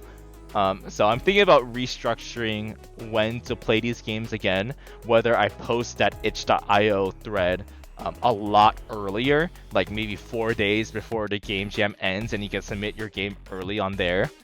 And then that can help with the head start of the games that we'll play, if that like helps the pacing, because you have to balance us being real life people, being volunteers of the Game Jam, and being able to stream these games, because I think these games have been great. And this time around, the games, I'm not saying the past games were bad. Those past games were wonderful, but these games that I've played in this iteration have been very well done as prototypes too. And remember, they're prototypes. 2 weeks to make the game, and most likely you're not spending the 2 weeks 24/7 making the game either. So a lot of respect to the people that learned something new in this game jam to make these wonderful games. I should do a game jam again. It feels a little ironic that I'm talking about game jams, but I haven't taken part in a game jam in quite a while. Times have changed a bit. I stay involved in video games. I do esports now. Those of you that follow my channel with the regular content will know that I do some commentating as well as behind the scenes work with esports, especially with Valorant esports. There will be a segment at the end of this stream once I finish off the game jam stream. It's going to continue. I'm just going to cut off the VOD there. And we can talk about the VCT stuff because I know that there's a lot to talk about there and I have a lot of thoughts on that. But the regular content will come after this part of the stream ends, and we can definitely discuss the that space. That's where I'm at now. But I still have the game engines downloaded. I use Game Maker Studio 1, so I think I should transition to Game Maker Studio 2 at some point. But I've also done some stuff in Unity for a little bit, back when I was doing more games. And I kind of want to go back to that. I want to see if I can explore more game stuff. Unity and Game Maker Studio 2 I think would be my choices to test things out, but I know a lot of people have been jumping onto the Godot train. So a lot of different game edges to try and not enough time. You kind of just have to pick one. And so I'm curious to see what you all have to say about that, at least in our Discord for the My First Game Jam. Unfortunately, going to have to go to sleep because you got class tomorrow. Yes, it is late for you. We should hang out sometime, Katie, later, but it is midnight for you, so go to sleep. See you later. Nice to see you again. Rip, see ya. Yeah, I know. It is late for our East Coasters. We have a lot of East Coaster people. We have a lot of West Coast people. We're playing our last 2 games here and it ends at 10 p.m. In the past, I did these game jam streams from like 7:30. It was like 7 o'clock to midnight Pacific. On the weekdays, and then on weekends it was 1 to 7. Like these streams were long though, very very long. And you can only play games for so long until it's like, oh, what do you do? Your brain just starts to explode a little bit. But what's rewarding is that these games have been pretty well done, like I said earlier. So good for everyone. Time zone is VOD in Europe. Yeah, it's pretty bad for Europe. Apologies for our European fans. Although we have the VOD to view afterwards, and I've seen some comments in the YouTube comments as well as on the Discord server, and I haven't been able to reply to them, but I do see them, and it's great to see the extra thoughts that the developers had. Like, here's my future plans on the game. I agree with your thought process, or I disagree with the thought process, and here's why. Here's what I wanted to make the game to be like.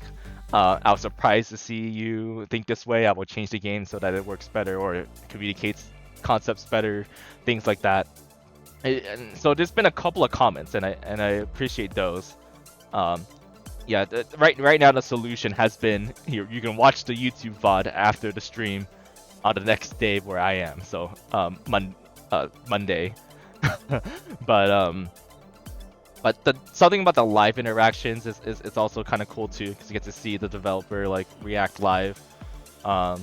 It's something that we didn't have this time, and it was a conscious decision. But my first game jam, even though this jam iteration of my first game jam is based in the US, it is a global jam. And we do have a lot of people from the European area that takes part in it. So for all of you that take part in communities or are in charge of communities, you know that you have to find ways to include everyone. You can't do it 24/7, but you can have like different streams at different time zones and like be able to accommodate for people. And that's something that I think I will think about again, and maybe I'll bring back that type of stream. But That's something for the next game jam, probably in the winter, to discuss and think about. Okay, it is 9:20. You can see the time zone on the bottom here for me. So we shall continue, and I'm not even prepared for this. I'm just gonna close this. Next game, it's Nose for Speed. Here's my comments. Okay, Nose for Speed and timer, and let's take a look here. Okay, so let's go ahead and get started with Nose for Speed. This is my top-down racer, which can be played on desktop or mobile via the web. You control the car with the little steering wheel, or little steering, on the left to avoid obstacles and drive over the red boost arrows. 10 levels and retro pixel art and music. I'm a sole developer based in the UK. Hi UK! Enjoy if you stream, play your stream, play any more free web games on my page. Okay, so very cool. And let's take a look right now. So there it is. And we have some screenshots here. Looks like we got some different character selections. And we got a catchy phrase here. Have you got what it takes to beat the racers of Ice City Island? Buckle up and use the steering wheel to avoid the roadblocks and obstacles. Win the race by driving over the red nose arrows. It makes me want to say N2O, but I know it's not. These are nose arrows. You get some extra boost and you get to the finish line. Use the up and down arrow keys to move your race car instead of the wheel. Oh, at least it's adaptable. So test your racing skills. Made in G develop. Beatbox. Okay, and then there's more things. And we got some comments down here for everyone. Oh, the developer is very active in responding, which is great. And now we will play the game. Here we are. I don't know if there's audio. Oh, it's loading. Okay, let's see. There's audio. Y'all should hear it now. Okay. Here it is. Nose for... Oh, it's kind of cut off.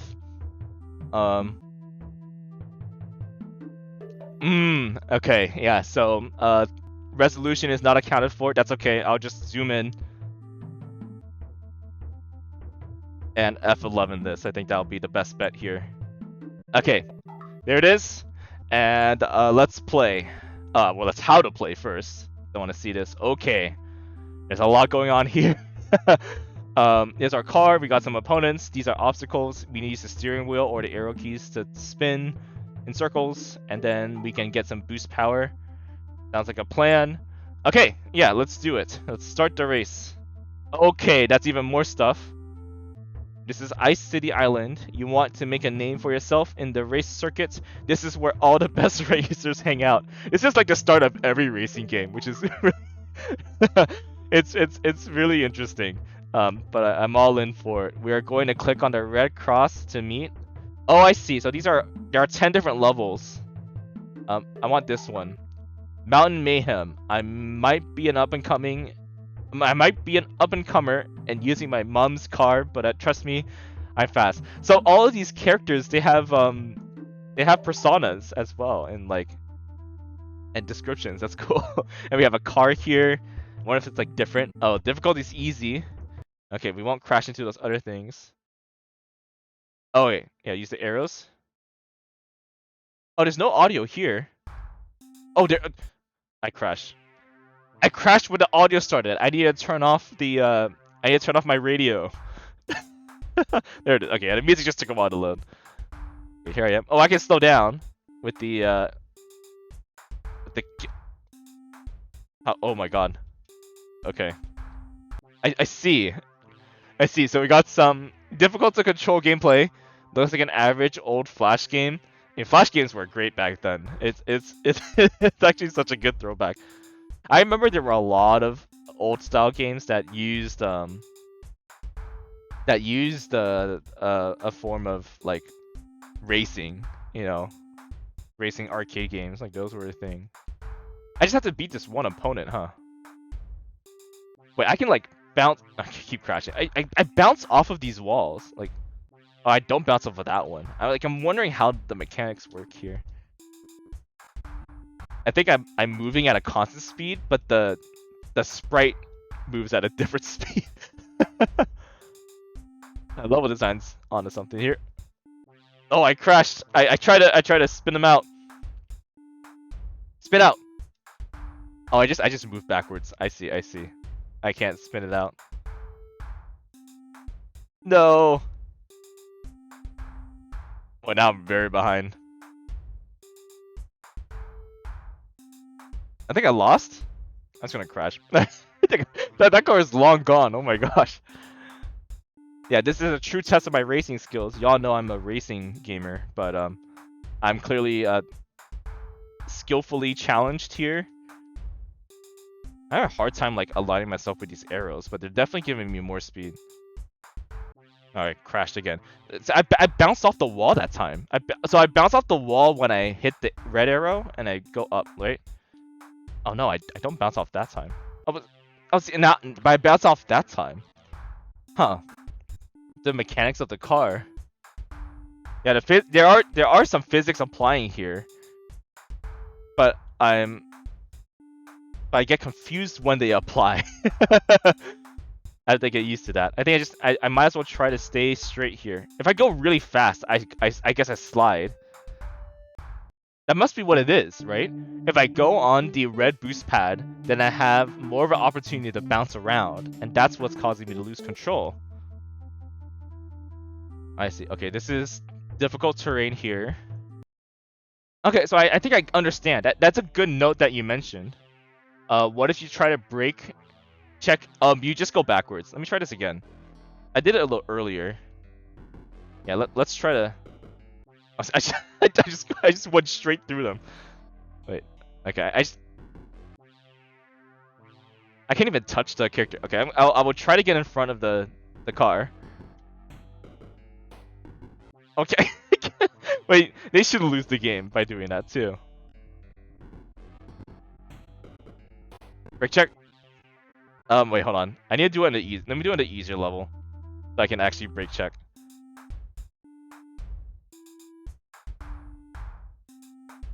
Oh, okay. I'm pretty sure I just fall backwards. The game just it's a simple solution. Oh.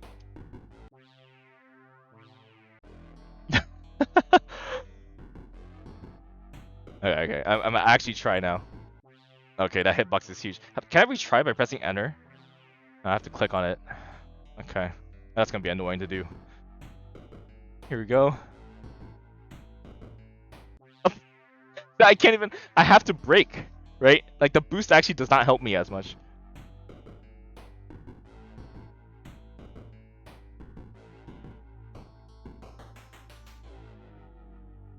Okay, now that I'm in position, I don't have to like try. Oh, come on, that was like so small. That was really small. That's not fair. I'm not sure if I'm not sure about the difficulty level here. It's labeling this as easy. Now I want to try the 10th race and do like the hard levels because I'm very curious how that's supposed to go. Oh god, I almost hit the log there. Oh. Oh yeah, of course. Yeah, you crashed there. Well, it seems while sometimes it looks like the levels are not auto-generated, like this one looks more consistent. So I can just try to memorize that. Okay, I want to try the other levels. Let's go to 5. I want to go to the stadium. Okay, that's it. There we go. This is circular racing right here. I don't know about the music choice, but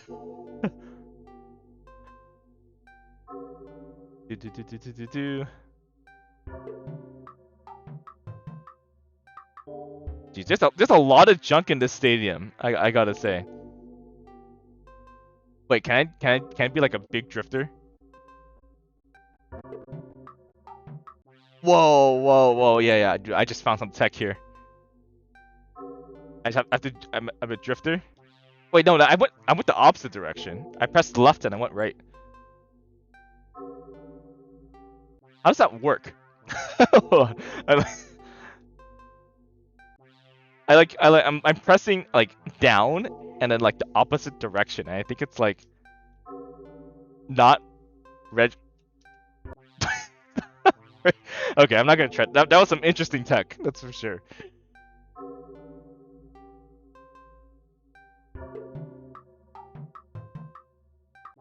Oh god, yeah, that's hard. Okay. Go to the 8th race. I love how I'm just increasing the difficulty instead of trying to solve the shorter difficulties. Okay. What's this song? I'm a pirate. Arg. Oh, I crashed again. The physics are a little difficult. But I can't really blame the developer. Like, is it, you know, intentional the way? Because sometimes the car does skid, and other times it doesn't skid, and then I don't get it. And that's called skill issue. No, I got bumped back. Okay, that's a hard one. I want to go to the village. Very hard. Okay.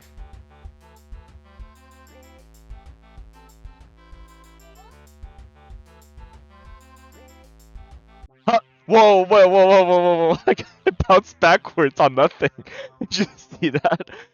Actually, unironically got farther in the first try on the hardest level.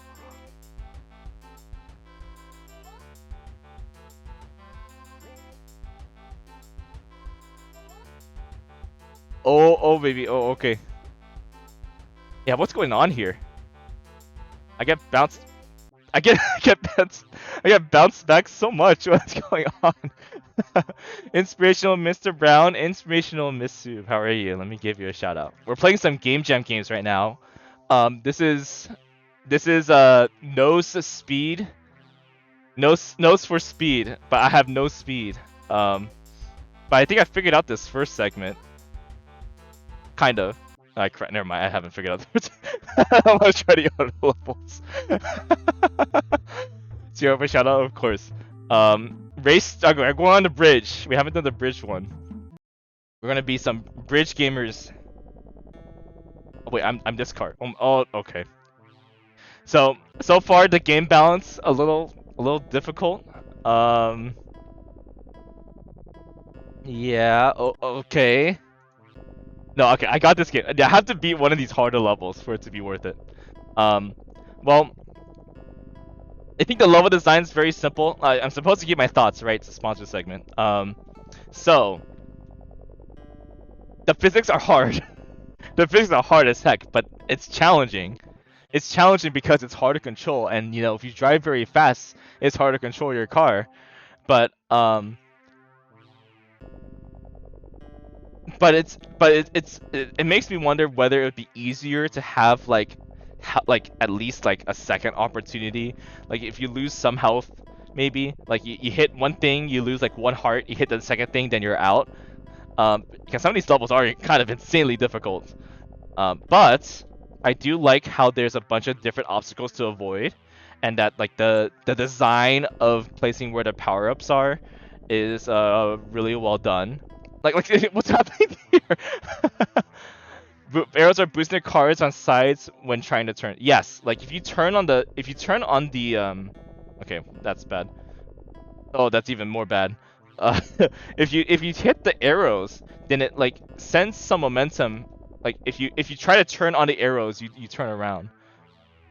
Miss Kate, hi, how are you? We're playing some Game Jam games from my first Game Jam, the biggest non-competitive itch.io Game Jam.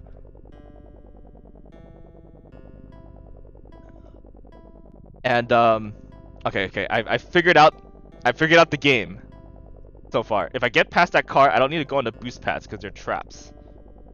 Right? No, see, I bounced on that one. Like, what am I supposed to do? Okay, but you're onto something here though. You're onto something, fun time. I think the boost pad is what, like, I think when the cart increases past a certain threshold is when it starts to glide a little bit. But I think the boost power brings you just above that threshold where it happens. But at the same time, it can happen to yourself at any point. So I guess I now that I know how the car works, I still can't beat any of these levels. But it's kind of fun. Can I turn it off? Sound off? Okay, that's sound off. Sound on. Yeah, this look at this. This title screen is the best part of this game. Beyond the game mechanics, like this is the true like top tier. I'm playing this game for life title screen. And I'm also I can get a couple of drinks. I just kidding. Maybe I shouldn't talk about drinks here, but it's a very flashy game for sure. Okay, let me try the ninth race here. Oh, okay. And a crash. Wait, this level's not loading properly, I think. This is definitely me tripped up. Here we go. Okay, well, I guess this level needs to be slightly redesigned. Oh, whoa, look at those arrows. No, that's what is this game design. Actually, those arrows were kind of cool. Oh dear. Okay, I played a couple of levels, so I think I want to stop on that. What do I think about this game? I think the aesthetics are amazing. I think the characters having different personas is amazing. Controlling the car is hard, but I think that's something that I'm just gonna have to cope with and figure out. I still think for racers that may not be too great at these type of games, like the first level was really hard, surprisingly. Maybe you have to have like a easier, like give them more health for beginner players. Like you touch an item, be invincible for a little bit. I think that will help with the accessibility of the game. But overall, I think there's a lot of speed in this game. That's for sure. There's no denying that this game has humbled me in terms of me not being a good racing player. So take those thoughts and think about it. Let me know in the Twitch chat, as well as those watching on YouTube in the comment section below, what you think about nose for speed. Okay, well, there's time left on the timer. I'll stop the timer and we'll stop. Let's see. I need to stop the audio for this game. And we're not gonna have a commercial. We have one more game left. So we'll relax for a little bit. I would try, but it looks hard. It's a little hard, yes. I agree with inspirational Mr. Brown's assessment. It's a little hard, but sometimes these games are meant to be hard.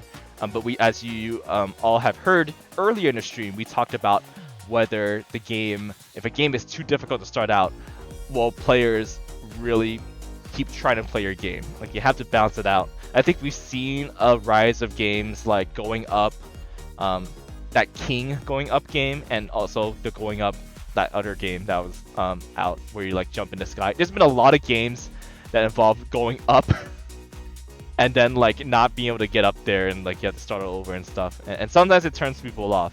But in some cases, the point is to just do your best until you do go by. You know, get a way around it. More HP, yeah. That's my like instant thought process. In the earlier game that we played today, the one in the caves, right? We were talking about how in that game, gliding depths, it was hard to kill the enemies. If the enemies had less health, then it would be okay to send more mobs to the player. But if the player had more health, would it also still be okay? You know, you have to kind of make a balancing act between, does the player need more defense or does the enemies need less health? Things like that. We've got one more game, and afterwards we'll do our normal Brown stream. So those of you that are here to watch me play my typical content, that will come around after 10 p.m. Pacific. But for now, we've got one more game to go. I'm super excited. The Abandoned Office game will be our last game of the series. I'm going to spend this extra time here to talk about how I got into my first game jam. So as you see on the Twitch live stream, it'll say in the corner of the screen that it's a branded stream, and it is. We have the logo right here. And I found this game jam back in 2019, and I took part in it. It's a nice game competition, or should I say a game environment, because everyone is a winner here if you learn something new. And I've been doing a lot of hackathons at the time, but I wanted to try something that's more game related. And I made a game Let me all show you actually, since we have some time, my my game jam submission. It's right over here. That's not it. Hold on. Right over here. Okay, y'all watch this. This is I've showed this on stream sometimes, but I made, as the game loads here. Let's see. There it is. This is my game. I submitted this game to my first Game Jam summer of 2019, and I'll show it to y'all right now. It's a game. It's quite the game. It might be loud though. Hold on. Yeah, it's a little loud. Turn it down a little bit. This is called Guzman Home Run Derby. It's based off of my friend Guzman, and you can pick between different characters and just different game modes and stuff. Let me do the time one and show you. So it's a home run derby game, and you have to hit the balls into the time circles like this. So you hold down the spacebar to build power, and you let go to swing like an actual baseball bat. And you have to hit home runs. Oh, I didn't even hit it far enough. Boom. No. Just my turtle in the background, so you know it's my game. Yeah. So this was my submission. Times were good back then. But I'm no longer good at making games. I took a break, so I need to get my Unity skills back up and try again. I'm gonna go for that 30. Get that extra time. Oh no, that's too early. Here we go. That's going for the foul pole. That's still a home run. I need some extra time though. Oh no. No, that's it. Yeah, I lost. Oh well. And that's the game. It's an okay game. I think the criticism I would give to myself. Oh, not this. I'll try a different game mode. I'm gonna try just the outs one. The criticism I would give to myself is the physics are actually very fake. Like the ball does not curve as it would in actual life, and I think I would want to work on that. I want the ball to like move in the air as it should, which it does like a little curve action. But like, look at these angles. Like this stuff was so fun. Like putting cameras to track the ball as it goes, and it picks a random camera and then it just like shows where it goes and stuff. And the stadium is all like assets, free assets, and these are all my friends that you see on the screen right now in their 2D forms.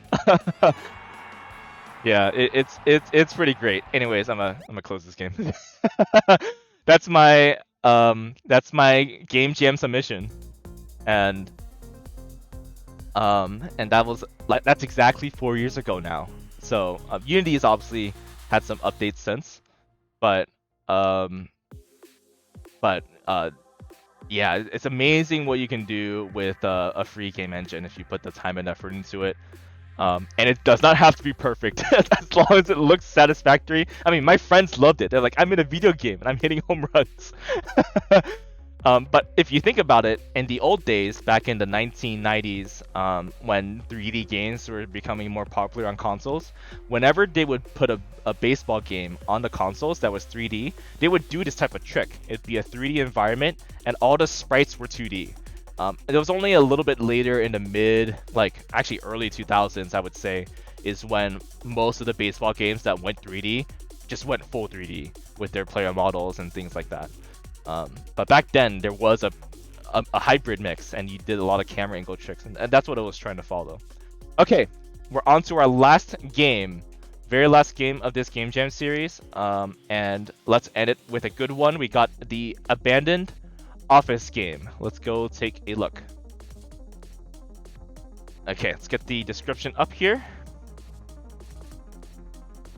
Oh, actually, I don't have the description ready. Apologies, because this was a game that had to roll over from the last stream. Okay, there it is. So here it is. Transition. It is loading. There it is. The Abandoned Office game. Set in the abandoned office, the Abandoned Office game is a puzzle platformer where you must try to escape while avoiding the monster in the dark. Okay, great. And let's take a look. And there's a couple of edits, including the most notable being you can now play in your browser. I see. This might be the latest update then. Updated 25 days ago. Okay, so it's been a while. Let's go take a look. And it's made in G Develop. Once again, another popular engine used in this game jam. Can I go full screen here? Y'all see this? Okay, the Abandoned Office game. Out of this audio. I love this job application. Applying for marketing management. There is an actual link. I'm sure those that are curious will look at this link.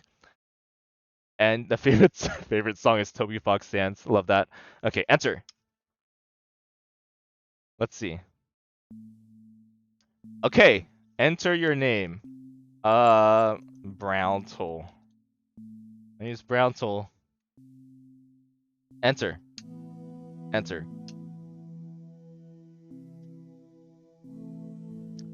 Okay, so I'm pressing enter and it's not letting me continue. Let me try it outside the box. There you go. Welcome, Brown Tool, to marketing management as you applied for. You'll be designated as employee 966. Thank you for choosing our... Okay. And it doesn't let us read that. It does a run meme. And now, use WASD or arrow to move. Oh, and the instructions are gone. We don't have time to read that. I guess we're on our way. We can jump like this. We have a use of shaders again. This looks like breakable objects, so I'm just going to... Oh. What's going on here? Whoa, that was trippy as heck.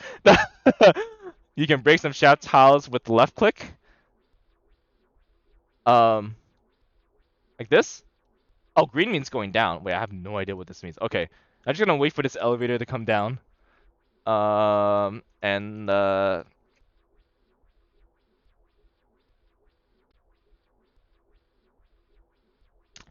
okay, I'm afraid I don't know what's going on. This dude's bulking. Bulky guy. Very bulky guy. I'm not really sure. Like every time I touch this block, it's like I'm like phasing out. Okay, can I just walk in here? Okay, I'm in. This was not breakable. I see these blocks over here. I should go there.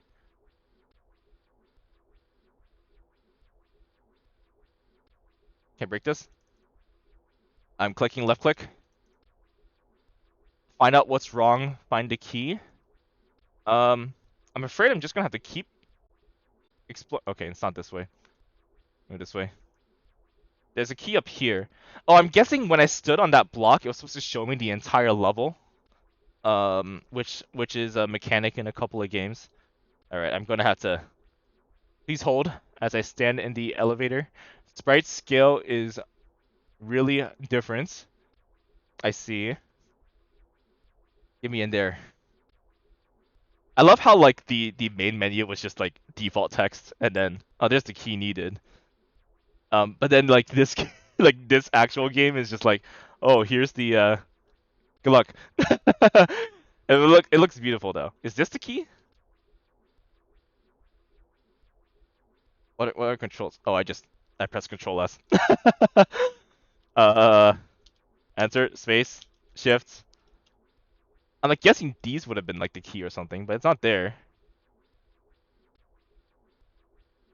Jump. Oh, it's a wall. Okay, I'm going down. I'm going down to touch. Wait. Oh, I can click on these. What? Okay, I clicked on something.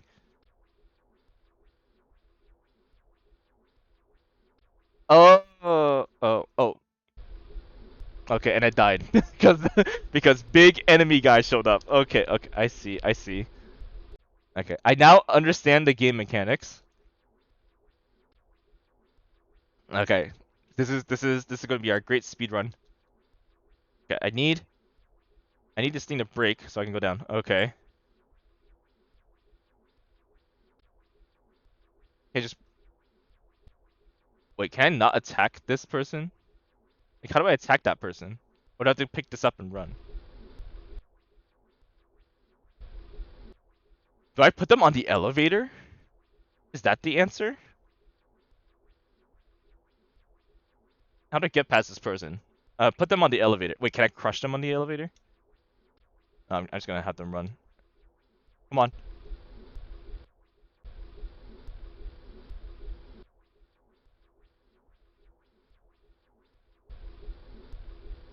Okay, now this person's gonna get crushed by the elevator. This has to be the game design, right? Let's see. Game design! Game design, game design. I'm on my way. I got.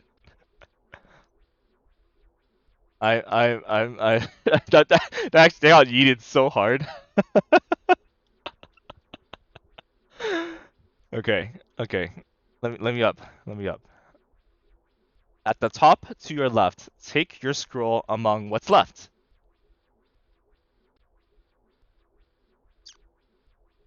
I'm here. Give it to me. Give me everything. Give me the scroll. Scroll. A monster in the dark. Even in times with a monster in the dark, you prevailed. You successfully made it through the abandoned office, avoiding death by the monster in the dark. You have passed the test. Press enter to continue. I win, but I didn't unlock the key. The key. For now. Yeah, see, I did actually win. look at look at this time. You can, so clearly we need to do some string formatting for this one. But, wait, I want to view the credits. We're viewing the credits. There it is.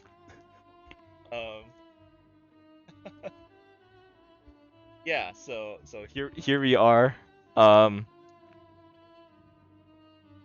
Press escape to return a menu. That's okay. So here, should we have time? I mean, we should go get the get like the actual key, right? Yeah, we should do that. Oh, we can't go full screen anymore. Oh, I didn't press F at the right. Okay, we'll just go here. I want to at least open the key because we have time to do this. Well, it's a very simple game. If it's just to test like your game design skills, it works. I'm not sure what's going on with this section here. I think it would be easier if like you did like a narrative event where like the player stands at like this top section over here, and then you just show them the entire level, and then once they walk past that area, then you can drop down again. I think that probably would be the best way to do that section.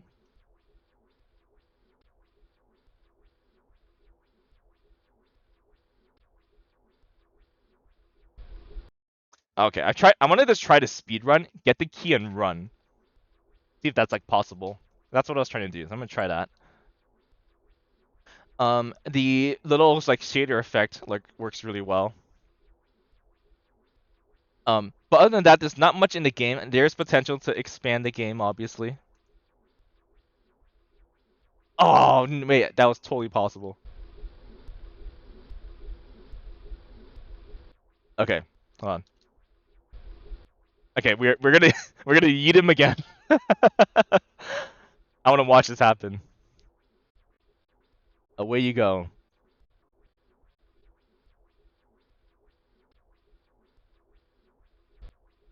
There. I'm pretty sure I could die to that because it like yeeted towards me. But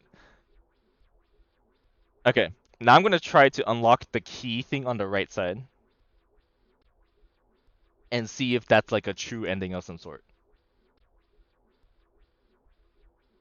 Here it comes.